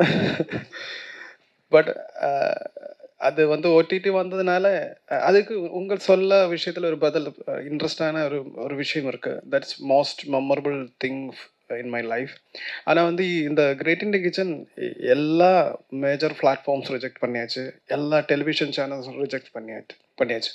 தென் அந்த படத்தோட நம்ம me and including my producers my friends நாங்கள் நிறைய ஃபினான்ஷியல் க்ரைசிஸில் இருக்குது. எப்படி இந்த படம் வெளிக்கொண்டு வந்து தெரியலை, யாருமே சப்போர்ட் இல்லை. ஸோ அந்த டைமில் நீ ஸ்ட்ரீம் ஒரு பிளாட்ஃபார்ம் வந்து அது வந்து புதுசாக ஒரு பிளாட்ஃபார்ம், தே சப்போர்ட்டர்ஸ். அப்படி தான் இந்த படம் வந்தது. படம் வந்ததுன்னு அப்புறம் இந்த மோஸ்ட்லி பெண்களாலே தான் இந்த படம் டாக் ஆகிடுச்சு, சோஷியல் மீடியா டிஸ்கஷன் ஆகிடுச்சு. படம் வந்து தென் we got calls from the all rejected guys. ஆனால் இன்ட்ரெஸ்டிங்கான விஷயம் வரப்போகிறது, அதுக்கப்புறம் படம் வந்து அமேசான் வந்துருச்சு, ஏஷியநெட்டில் வந்துருச்சு. ஆனால் இந்த படம் ரிஜெக்ட் பண்ணியது எல்லாமே மெயில் தான். ஆனால் இந்த ரீத்திங் வந்தது இந்த நம்ம ஆடியன்ஸில் இப்போ பெண்களானே தான், மட்டும் பெண்களை நான் சொல்லலை, but major portion of audience, major portion of discussion happen through the womens. அது ரொம்ப ரொம்ப எக்ஸைட்டிங் மெமரி தான் எனக்கு வந்து. ஸோ இப்போ வந்து நான் காதல் வரும்போது நான் நேரத்தை சொன்னது, நம்ம ஆடியன்ஸ் வந்து நம்ம சேஞ்ச் ஆகிடுச்சு. நமக்கு காதலுக்கு முன்னாடி அங்கே வந்த படங்கள் ஒரு லிஸ்ட்டு வந்தேன். இப்போ ஆர்டிஎக்ஸ்னு படம் அவ்வளோ ரொம்ப ஹிட் ஆகிடுச்சு, அது ஒரு ஃபைட் ஆக்ஷன் படம். அதுக்கப்புறம் லியோ வந்துடுச்சு, அதுவும் ஆக்ஷன் தான். ஸோ த நெக்ஸ்ட் காதல் was coming after these action பேக்கேஜுக்கு அப்புறம் தான் காதல் வந்து. ஸோ ஆடியன்ஸுக்கு வந்து ஒரு ரிலாக்ஸேஷன் வேணும், அவருக்காவது வேணும். அந்த கரெக்ட் டைமில் தான் காதல் வந்தது. ஐ திங்க் என்னோட மோஸ்ட் தியேட்டரில் வந்து படம் மோஸ்ட் ஆள்கார் வந்து பார்த்த படம் காதல் மட்டும்தான். அதுக்கு முன்னாடி 2 படம் இருக்குது தியேட்டரில், 2 அல்ல 3 படம் இருக்குது. அது சூப்பர் ஃப்ளாப் தான் எல்லாமே. அப்போ நான் வந்து இனி வாட் இஸ் நெக்ஸ்ட்டு அந்த மாதிரி யோசிக்கும் போது ஐம் ட்ரைங் டு சேஞ்ச். அது என்னன்னா, நான் வந்து இனிமேல் ஃபெமினிஸ்ட் அந்த மாதிரி சினிமா பண்ண அப்படி இல்லை. ஆனால் ஒரு கரியரில் நம்ம டிஃப்ரெண்ட் ஜோனர் ட்ரை பண்ணணும், அவ்வளோதான். கண்டிப்பாக இந்த மாதிரி விஷயம் நம்ம பறையும். அது என்னென்ன பறைய போகிறோம், நம்ம சொசைட்டி இப்படி ஆயிருந்ததுனால நம்ம ஃபோர்ஸ்ஃபுல்லி ஒன்றும் பண்ண வேண்டாம். நம்ம ராஜி இப்படியே போயிட்டு இருக்கு, நம்ம வீடு சொசைட்டி இப்படியே இருந்தானா இப்படி படம் வரும். நான் பண்ணலன்னு வேற எவனாலும் பண்ணும். So thank you. நன்றி. I mean, I have a last common question for all of you. இப்போ சினிமாவில் வந்துட்டு நம்ம டெக்னாலஜியில் பயங்கரமாக இம்ப்ரூவ் ஆகிட்டோம். தெர் இஸ் ஏஐ, இல்லை ஸ்கிரிப்ட் எழுதுன்றாங்க, ஏல ஆள் கிரியேட் பண்ணுறாங்க. சில்க் ஸ்மித் இறந்து எப்பயோ போயிட்டாங்க, அவங்கள நம்ம பார்த்தோம் ஒரு படத்தில். யூனோ டெக்னாலஜிக்கலாக ஒரு விஷுவலாக ஒரு in terms of set we have super advance than ever before. ஆனால் கண்டென்ட் வைஸ், ஸ்டோரி வைஸ் இப்போ எப்படி இருக்குது, எது நல்லா இருக்குது, எது நல்லா இல்லைன்னு நீங்கள் 4 பேர் நினைக்கிறீங்கன்னு ஷேர் பண்ண முடியுமா? or as films, as stories, as content, அது இது நல்லா இருக்கு, எது நல்லா இல்லைன்னு உங்களுக்கு ஒரு பார்வையாளரா உங்களுக்கு ஒரு ஒப்பீனியன் இருக்கும்ல? எது நல்லா இருக்கு எது நல்லா இல்லைன்னா படம் பேர் இல்லை. இப்போ வந்து ஃபார் எக்ஸாம்பிள், இப்போ நம்ம ஒரு கியூர் கேரக்டர்ஸ் முன்னாடி நம்ம பார்த்ததே இல்லை சினிமாவில். அது இப்போ புதுசாக ஒரு ட்ரெண்ட் வந்திருக்கு. That's a positive thing. அது மாதிரி உங்க பார்வையில் சில இது நல்ல விஷயம் வந்துட்டு இருக்குன்னு சொல்லலாம், சில விஷயம் நாட் ஸோ குட் திங்ஸும் நடந்துட்டு இருக்கலாம்னு நினைக்கலாம்ல. அதுதான் நான் கேட்குறேன். ஒரு விஷயம் நான் இப்போ ரொம்ப, ஏன்னா நான் என் லைஃப்பில் கற்றுக்கிட்ட எல்லா விஷயமே சினிமா மூலம் தான் கற்றுக்கிட்டேன். எனக்கு வந்துட்டு என்னோடய ரியல் லைஃப் அனுபவங்கள்லேயோ எனக்கு பெரிய எக்ஸ்பீரியன்ஸஸ் கிடையாது. எனக்கு வந்துட்டு பரியேறும் பெருமாள் பார்க்குற வரைக்கும் எனக்கு வந்துட்டு ஜாதி பிரச்சனை ஊர் சைடில் எப்படி இருக்குன்னே தெரியாது. அந்த படம் தான் எனக்கு ஃபஸ்ட்டு எனக்கு கத்தே கொடுத்துச்சு. பரியேறும் பெருமாள் பார்க்கும்போது என்னடா சொல்கிறீங்க அப்படியாச்சு.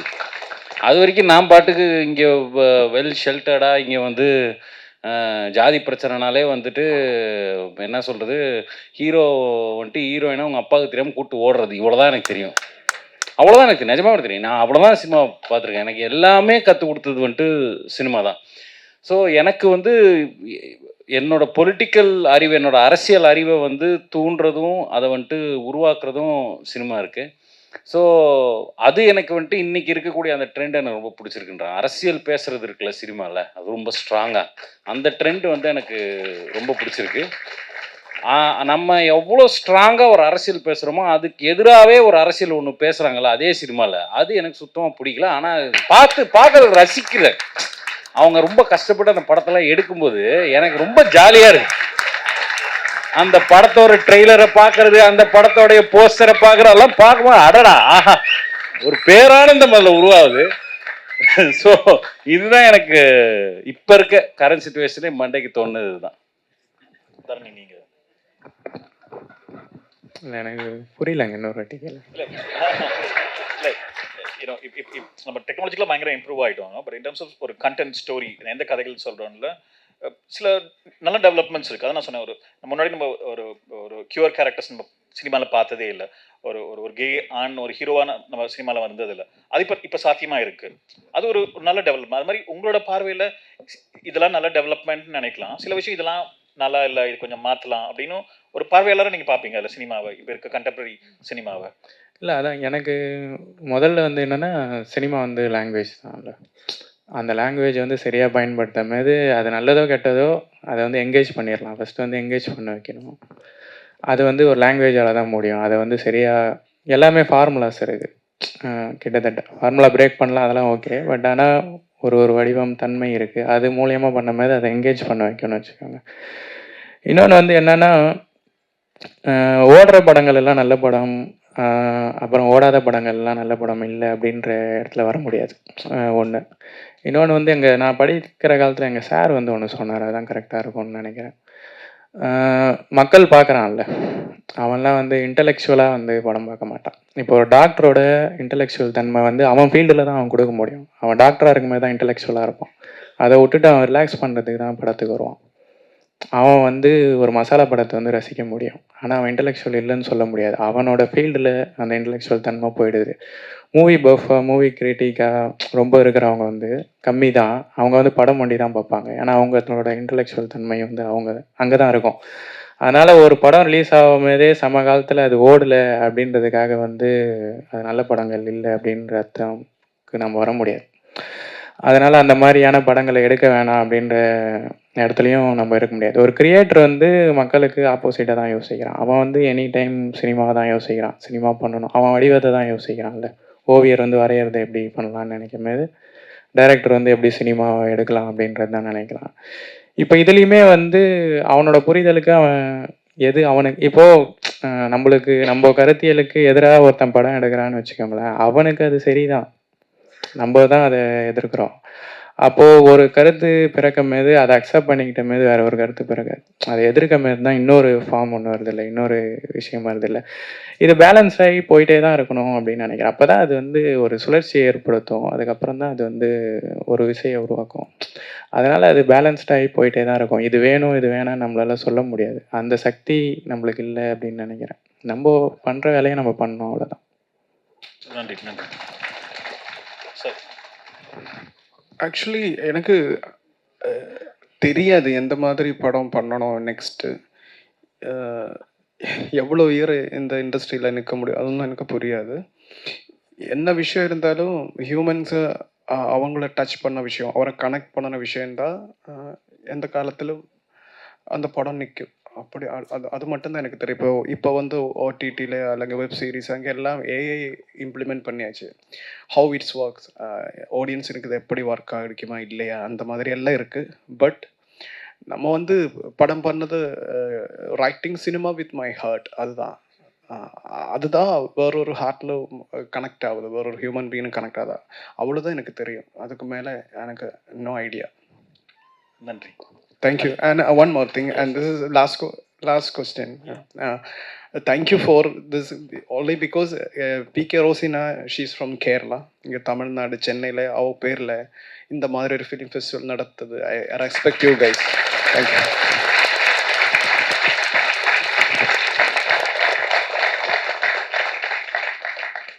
அளிதா, நீங்கள் எப்படி பார்க்குறீங்க?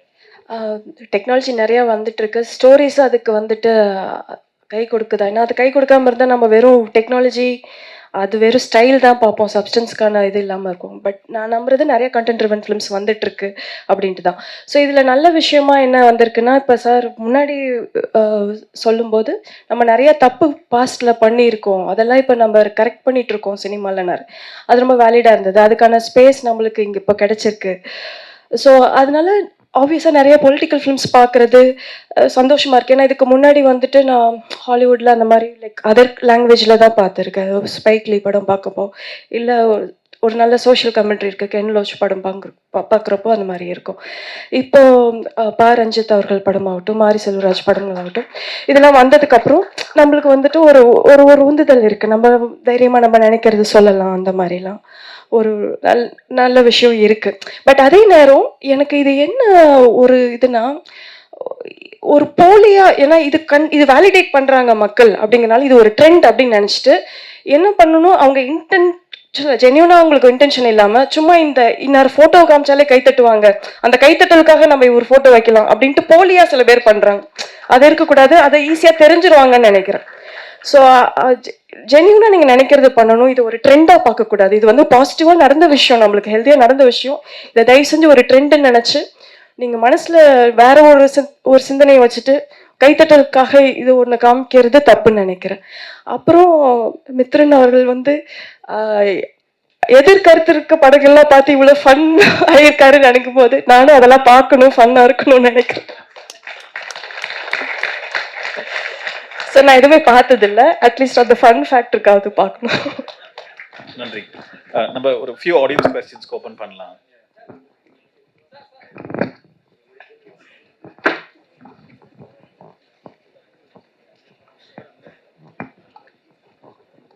Hi ma'am. மேம் நான் உங்களோட பெரிய ஃபேன். ஸோ ஃபஸ்ட்டு அதை சொல்லிக்கிறேன். என் பேர் பவித்ரா மேம். ஹரிஜா மஷா மேம் கிட்டே சொல்லணும். ஸோ உங்களோட எல்லா மூவிஸ்லேயும் வந்து நான் எமோஷ்னல் நிறைய பார்த்தேன் மேம். ஸோ அந்த எமோஷ்னல் வந்து மூவிஸ் எல்லாத்துலேயுமே இருக்குமே. பட் ஆனால் அதில் குட்டி குட்டி டீட்டெயில்ஸ் வந்து நீங்கள் ரொம்ப அழகாக வச்சுருக்கீங்க. ஃபார் எக்ஸாம்பிளுக்கு வந்து ஏழையில வந்து அந்த பால் வந்து தூக்கி போடுறது, அதுக்கப்புறமேட்டு அம்முல வந்து அந்த ஹேர்ஸ்டைல் கட் பண்ணோடனே அதை நோட் பண்ணுறது, அது எல்லாமே வந்து நார்மலாக நம்ம எல்லாரோட ஹியூமன் எமோஷன்ஸ் வந்து ரொம்ப அழகாக காட்டியிருக்கீங்க.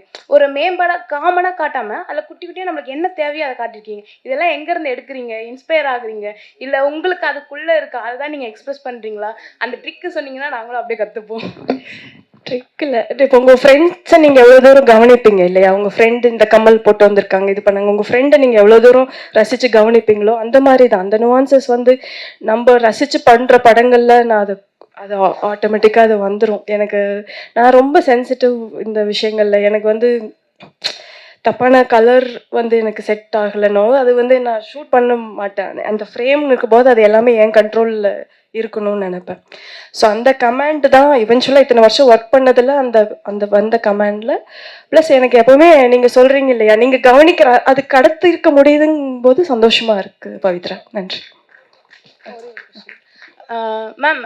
நீங்கள் இப்போ ஃபிலிம் இண்டஸ்ட்ரியில் ஃபுல்லாக ஒர்க் பண்ணியிருக்கீங்க. இப்போ நீங்கள் வந்து லேடியாக இருக்கனால மட்டுமே வந்து நீங்கள் சொன்ன கருத்தை வந்து சில பேர் ஏற்றுக்காமல் உங்களுக்கு ஏதாவது ஸ்ட்ரகிள்ஸ் வந்து இருக்கா? அதை நீங்கள் எப்படி ஃபேஸ் பண்ணியிருக்கீங்க? அப்புறம் ஒரே நிமிஷம் ஜியோ பேபி சார் கிட்ட ஸோ என்னோட எக்ஸ்பீரியன்ஸ் ஒன்று ஷேர் பண்ணணும்னு நினைக்கிறேன். இப்போ நீங்கள் வந்து காதல் தி கோர் எடுத்திருக்கீங்க, அதுக்கப்புறம் தி கிரேட் இண்டியன் கிச்சன் எடுத்திருக்கீங்க. ஸோ இது வந்து ஒரு ஹஸ்பண்ட் அண்ட் ஒய்ஃப் வந்து அதே ப்ராப்ளம் ஃபேஸ் பண்ணாலுமே அந்த ஒய்ஃப் வந்து நீ பண்ணுற மாதிரியே இருக்கு பாரு அப்படின்னு சொல்லிட்டு ஒரு எக்ஸாம்பிளாக சொல்ல முடியுது. அதுக்கு உங்களோட மூவி வந்து ரொம்ப ஹெல்ப்ஃபுல்லாக இருக்குது. அதே மாதிரி எல்ஜிபிடிக்யூ மெம்பர்ஸ்க்கும் வந்து என்னோட ஃபீலிங்ஸ் வந்து எப்படி எக்ஸ்பிரஸ் பண்ணுறது, இல்லை கூட இருக்கவங்களை எப்படி சொல்கிறது, அவங்களுக்கு எப்படி புரிய வைக்கிறது, அவங்க வந்து கம்யூனிகேஷனில் ரொம்ப கஷ்டப்படும் போது உங்களோட மூவி வந்து ஒரு நல்ல எக்ஸாம்பிளாக இருக்குது. ஸோ நீங்கள் இதுக்கப்புறம் வந்து இதே மாதிரி மூவிஸ் வருமா இல்லையா அப்படின்னு சொன்னீங்க. தயவு செஞ்சு இப்படி எடுத்தீங்கன்னா கொஞ்சம் அவங்களுக்கு ஹெல்ப்ஃபுல்லாகவும் இருக்கும். அந்த மாதிரி நாங்கள் உங்ககிட்ட எதிர்பார்க்குறோம் அப்படின்னு சொல்லிக்கிறேன். Thank you sir. கண்டிப்பாக எடுத்துடும். எல்லாரும் ஒரு question.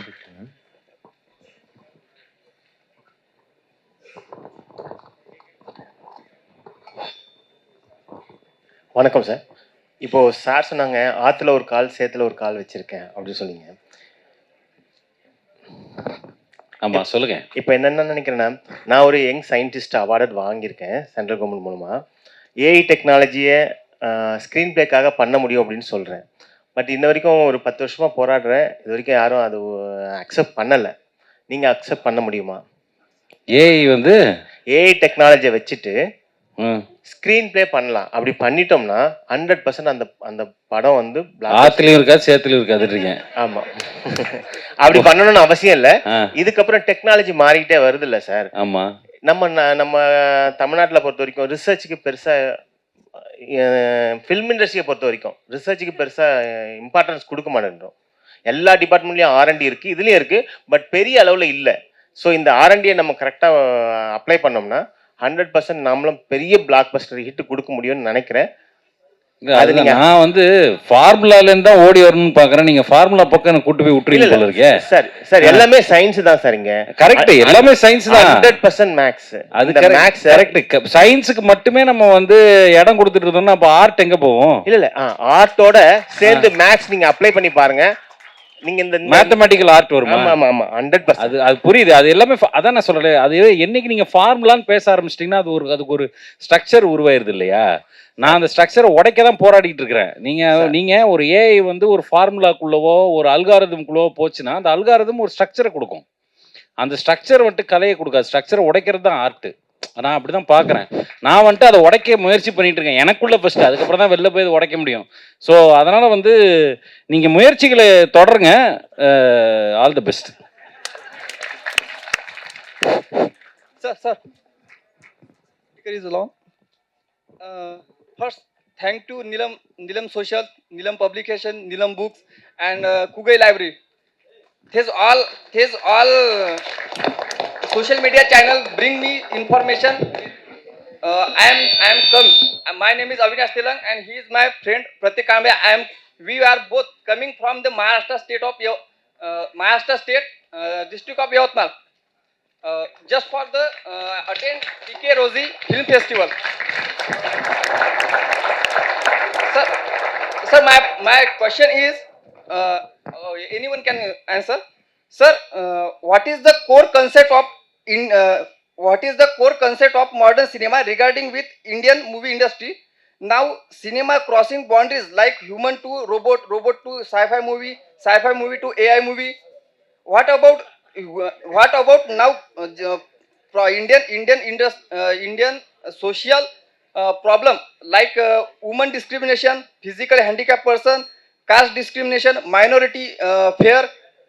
Are these issue reflecting in our cinemas?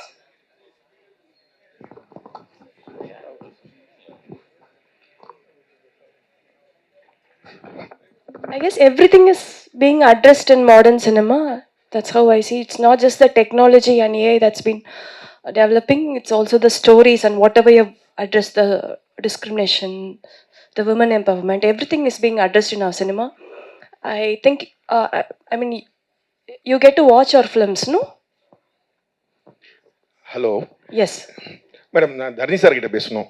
Dharni sir வணக்கம் சார். யாத்திரையில் அதிகாரத்தை சொன்னீங்க, தெளிவாக சொன்னீங்க, புரிகிற மாதிரி சொன்னீங்க.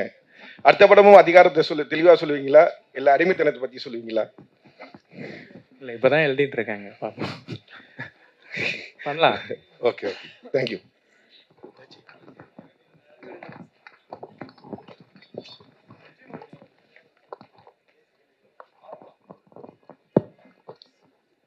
வணக்கம் தரணிதரன், உங்களுக்கு தான் கேள்வி. என்னோட கேள்வி ராமலிங்கம் கலை இயக்குனர்.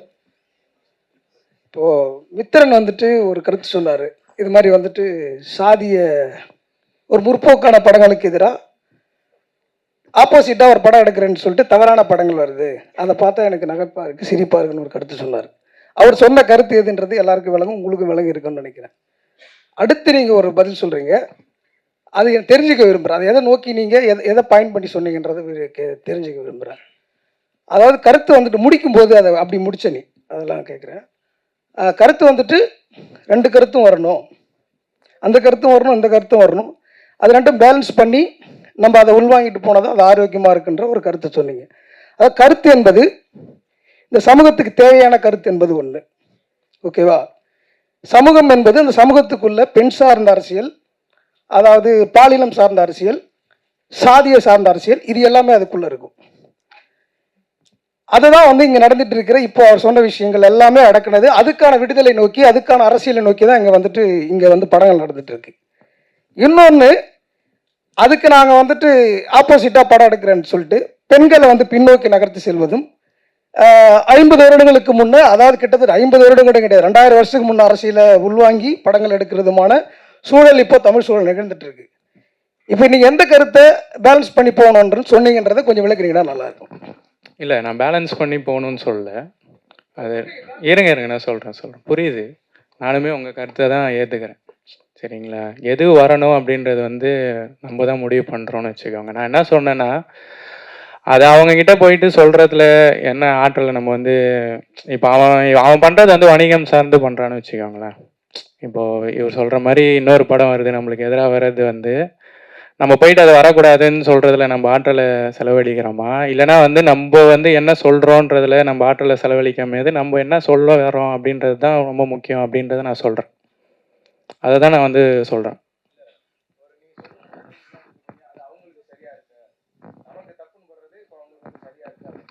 ஆமாங்க. நான் என்ன சொல்கிறேன்னா, அதை அவன்கிட்ட போயிட்டு நம்ம புரிய வச்சுட்டுலாம் இருக்க முடியாது. ஏன்னா அவனுக்கு அது தெரிஞ்சு தான் அவன் பண்ணுறான்ல. இல்லை நான் கடந்து போக சொல்லணுன்னா அதை ஏற்றுக்க சொல்லல.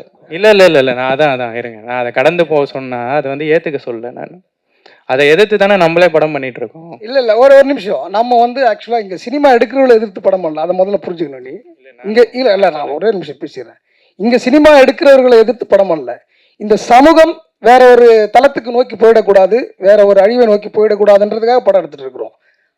அவங்களுக்காக இங்கே யாரும் படம் எடுக்கல. நீங்க சொல்ற விஷயம் வேணா அவங்க வேணா அதை நோக்கி வேணா என்னடா இது இப்படியான இருக்கிற சமூகம் இவங்க இப்படி கூட்டின்னு போயிட்டா நம்ம வாழ்றதும் நம்மளுக்கான இதுவே போயிடுன்றதுக்கு வேணா அவங்க படம் எடுக்கலாமே தவிர அவங்கள யாரும் இங்கே மீன் பண்ணி இதை மாதிரி படம் எடுக்கிறவங்க வாய்ப்பே இல்லை, படம் எடுக்கிறது இல்லை. அதை முதல்ல நம்ம அதை புரிஞ்சுக்கணும். அதுதான் அவங்களுக்காகலாம் படம் எடுக்கல, அதை முதல்ல தெரிஞ்சுக்கணும். அதான் வேற ஒன்றும் இல்லை. அதுதாங்க நானும் சொல்கிறேன். அவங்கள நம்ம மீன் பண்ணல, நம்ம அவங்கள ஒரு பொருட்டாக நினைக்கல. நம்ம என்ன சொல்ல வரோமோ அதை சொல்லி போயிட்டு இருக்கோம். சார் ஜோ பேபி சார், உங்களோட ரைட்டிங் ப்ராசஸ் பற்றி சின்னதாக நீங்கள் ரொம்ப புதுசாக எழுதுறீங்க. கிரேட் இண்டியன் கிச்சனுமே ரொம்ப விஷுவலாக ரொம்ப புதுசாக இருந்துச்சு. கல்யாணம்லாம் காமிக்காமல் அந்த பொண்ணு வீட்டில் என்ட்ரு ஆகுறது, ஸோ அந்த மாதிரி இருந்துச்சு. செகண்ட் படமுமே ரொம்ப டிஃப்ரெண்ட்டாக ரொம்ப புதுசாக இருந்துச்சு. இந்த ரைட்டிங் ப்ராசஸ் பற்றி. ரைட்டிங்கு ரொம்ப கம்மி தான் எனக்கு வந்துட்டு. நான் வந்து டைலாக்ஸ் ஜஸ்ட் பிஃபோர் ஷூட்டிங் அப்போ தான் ஃபைனல் டைலாக்ஸ், அப்போ தான் எல்லாம் மைண்டில் தான் இருக்குது. அது மறந்து போகிறதுக்கு தான் நான் நோட் பண்ணி வைக்கிறது. இப்போது கிரேட் இண்டியன் கிச்சன் என்னன்னா அது வந்து அந்த ஆர்டரில் தான் நான் ரைட் பண்ணியது. அந்த மாதிரி இப்போ மேரேஜ் எப்படி இருக்கணும் and editing, that is an editing screen play just not சொல்லி அது வந்து 201 சீன்ஸ் இருந்தது. நார்மலி அனதர் மூவிஸ் எல்லாம் வந்து 100 தாழ சீன் தான். கிரேட் இண்டியன் கிச்சன் வந்து 201 சீன்ஸ் இருந்தது. அது என்னோட ஒரு கம்ஃபர்ட் தான். அதான் இதுதான் கரெக்டான வழி அப்படி கிடையாது. நான் வந்து டயலாக்ஸ் ரைட்டிங் வந்து 8 கடைசியில் தான், லாஸ்ட்டில் தான் பண்ண போகிறது. அதே மைண்டில் இருக்குது, நான் ரீகரெக்ட் பண்ணணும், ஃபைன் டியூன் பண்ணிவிடும். இன்கேஸ் சம் ஆர்டிஸ்ட் வந்து இது ரொம்ப கம்ஃபர்ட்டாக இருக்கும், சில ஆர்டிஸ்ட் வந்து இது கம்ஃபர்ட் ஆகலை, அப்போ தான் பேப்பரில் எழுதிடும். இப்போ great Indian kitchen screenplay book இருக்குது.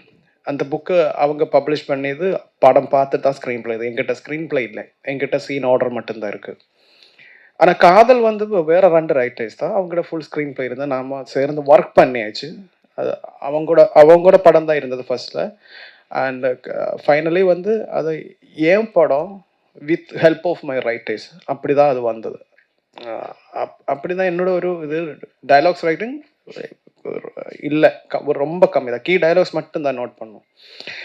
எப்படின்னா அது எனக்கு தெரியாது, படம் அப்படி தான் என் மைண்டில் வருது. இப்போ வந்து கிரேட் இண்டியன் கிச்சனில் எடிட்டிங் நிறைய சீக்வன்ஸ் இருக்குது, அது ரிப்பீட்டிங் இருக்குது, அது அந்த மாதிரி தான் எழுதி வந்தது. எனக்கு தெரியாது இது ஒரு ப்ராசஸ். அந்த படம் வந்து மனசுக்குள்ளே தான் இருக்கிறது, அது மறந்து போகாது இருக்கிறது மட்டும் கொஞ்சம் நோட் பண்ணி வைக்கணும், அவ்வளவுதான். ஒரு கேள்வி. Last question. அந்த காலத்திலேருந்து படங்கள்லாம் வெற்றி அடைஞ்சதுக்கு ஒரு காரணம் இருக்குது.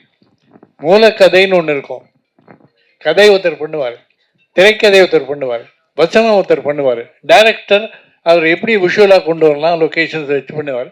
5 பேருடைய கூட்டு முயற்சியில் தான் படங்கள் வெற்றி அடைஞ்சிது. 10 படம் எடுத்தால் 8 படம் வெற்றி. இப்போ அப்படி இல்லை. இப்போ இன்சிடென்ட் பேஸ்டு கதையே இல்லை. ஏதாவது கிணத்துல உள்ள விழுந்தான், மரத்தில் விழுந்தான், ரேப் பண்ணா, இப்படின்றது கதையே கற்பனையே இல்லை. இப்போ யாருக்கும் கதைகளே இல்லை. கதை தான் அஸ்திவாரம். அஸ்திவாரம் இல்லைன்னா ஆட்டம் கண்டு போயிடும். நான் வந்து 80 இயர்ஸ் எனக்கு அந்த காலத்துலேருந்தே பார்த்துட்டு இருக்கேன். அதனால் கதைகளுக்கு இம்பார்ட்டன்ஸ் கொடுத்து there should be some entertainment, message to society இருந்தால் தான் அந்த படம் ஓடும். இப்போ வந்து வெறுமே இந்த டெக்னாலஜியை வச்சுட்டு பண்ணுறது வந்து பெரிய விஷயம் கிடையாது. எல்லாருமே பண்ணிட்டு இருக்காங்க. எந்த டெக்னாலஜியும் இல்லாமல் அந்த காலத்தில் படம் எடுத்திருக்காங்க. பெரிய பெரிய ஷார்ட்ஸ் எல்லாம் பண்ணியிருக்காங்க. ஃபார் இன்ஸ்டன்ஸ் கர்ணன் வந்து எங்கள் அப்பா தான் ஸ்க்ரீன் பிளே, சிவாஜி படம் கர்ணன். அதெல்லாம் எப்படி ஓடி இருக்குது, அது இன்னமும் போட்டாக்கா ஹவுஸ்ஃபுல்லாக போயிட்டுருக்கு. அது மாதிரி கதைக்கு இம்பார்ட்டன்ஸ் கொடுத்து வசனங்களுக்கு இம்பார்ட்டன்ஸ் கொடுத்து வந்தால் தான் முடியும். நடிகர்களுக்காக கதை எடுக்காதீங்க, கதைக்காக நடிகர்களை தேர்ந்தெடுங்க. That is very important. கோடி கோடியாக கொடுத்து தெருக்கோடியில் போகாதீங்க. தயாரிப்பாளர்கள் கோடி கோடியாக கொடுக்காதீங்க, தேவையில்லை. நாடகத்தில் எவ்வளோ பேர் இருக்காங்க, தேர்ந்தெடுங்க. ரொம்ப சார் யுவர் இந்த வயசுல இங்க வந்ததுல இப்படி பேசினா ரொம்ப ஹாப்பியா இருந்தேன் நம்ம எல்லாம். ஆனா இந்த ஒரு பதில் மட்டும்தான் இருக்கு, இந்த இந்த காலத்திலும் கதை இருக்கு. அதனால அதுதான் நம்ம டிஸ்கஸ் பண்ணிட்டு இருக்க. ரொம்ப ரெஸ்பெக்ட் ஆன் யூ, பிகாஸ் இந்த வயசுல நீங்க இங்க இருக்கிறது நம்ம கிட்ட கத்திக்கிட்ட இருக்கிறது தான். கன்கிராட்ஸ். தெரியும், கொஞ்சம் தெரியும், உண்மைதான்.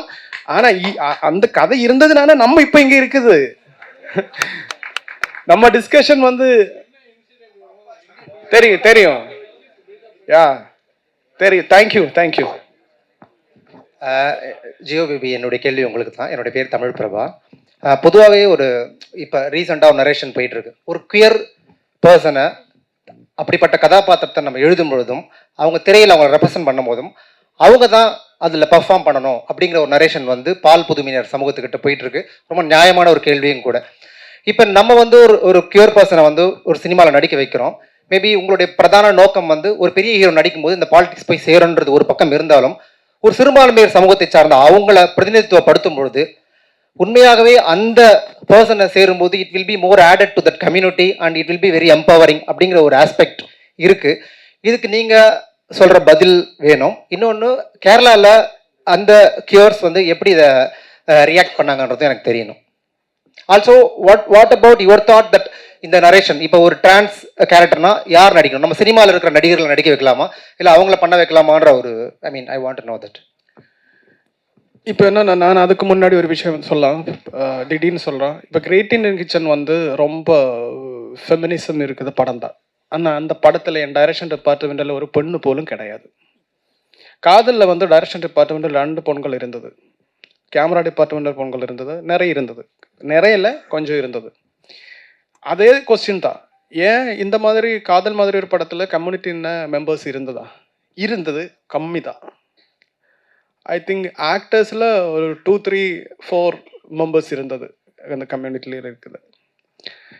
இந்த டிஸ்கிரிமினேஷன் இருக்குது. இப்போ நம்ம வந்து இந்த ஹாலில் பாரு, எவ்வளோ மென் இருக்குது, எவ்வளோ ஃபீமேல் இருக்குது. அதுதான் we have to fight for that. We together we can make it. I think I believe that. So we need time, we need awareness. அப்படிதானே நம்ம சேஞ்ச் பண்ண முடியும். இப்போ நான் வந்து why I have women assistant directors, எனக்கு அது நான் ரியலைஸ் பண்ணித்தான். சீன்ஸ் நல்லா வருது, நல்ல டிஸ்கஷன் வருது, ஒரு உமன் பெர்ஸ்பெக்டிவ் வருது சிச்சுவேஷனுக்கு. ஸோ அந்த மாதிரி தான் இது வரும், கொஞ்சம் டைம் எடுக்கும். இப்போ வந்து நம்ம படத்தில் ஒரு ஆள் இருந்தது, நம்ம படம் அவள் வந்து கம்யூனிட்டியில் இருந்த ஆள், அவள் வந்து நிறைய எழுதுவார். நம்ம இந்த ஸ்க்ரீனில் அவங்ககிட்ட கொடுத்துட்டாங்க, அவங்க தான் அது கரெக்ட் பண்ணியாச்சு. மீன்ஸ் ஏதாவது பிரச்சனை இருந்த ஏரியாலாம் அவங்க அது ரீகரெக்ட் பண்ண நம்ம ஹெல்ப் ஆனிச்சு. அந்த ஆள் தான் ரொம்ப பாசிட்டிவான ஒரு ஆள், கம்யூனிட்டிக்கு வேண்டி நிறைய எழுதுவார். 2 நாள் முன்னே அவங்க சூசைட் பண்ணியாச்சு. ஸோ இந்த கம்யூனிட்டியில் இருக்கிற ஹியூமன் பீயிங்ஸ் அவர் வந்து நார்மலாக ஒரு லைஃப் எண்ட் போலும் இல்லை. அந்த இடத்துல நின்று தான் நம்ம பேசுறது. அவரோட இது வேலை இல்லை, ஈக்குவாலிட்டி போட்டு முதல்ல ஹியூமன் பீயிங்கை நம்ம மாதிரி அவங்க இங்கே வாழ வைக்கிறதுக்கு ஒரு சிஸ்டம் இங்கே இல்லை. அதுதான் நம்ம ரொம்ப ஃபர்ஸ்ட்ல கரெக்ட் பண்ணணும். அதுக்கப்புறம் எல்லாம் நிறைய வேலை இருக்குது. ஐ திங்க் அது நம்ம வந்து நமக்கு என்ன சேவ் பண்ண, நம்மளால என்ன பண்ண முடியும் தான் யோசிச்சுட்டு இருக்கு. We want to change all this sister, all these bad things. Thank you dear.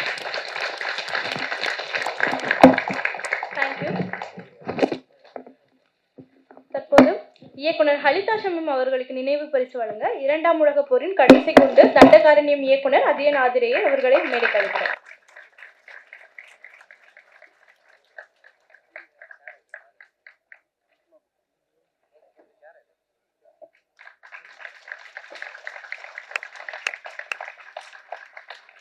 இயக்குனர் ஜியோ பேபி அவர்களுக்கு நினைவு பரிசு வழங்க இயக்குனர் ப ரஞ்சித்தை அவர்களை அழைக்கிறோம்.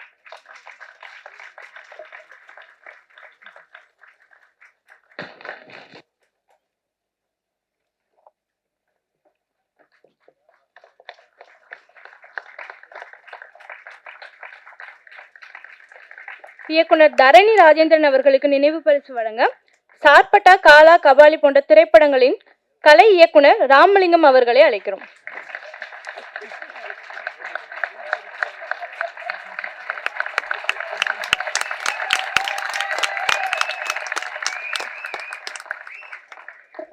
இயக்குனர் PS மித்ரன் அவர்களுக்கு நினைவு பரிசு வழங்க நடிகர் அட்டகத்தி தினேஷ் அவர்களை மேடைக்கு அழைக்கிறோம்.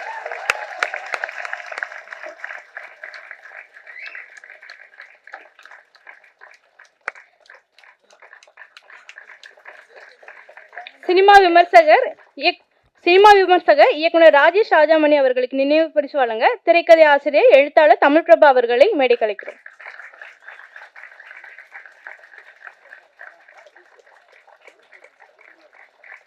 ஒரு குரூப் போட்டோ எடுத்துக்கலாம்.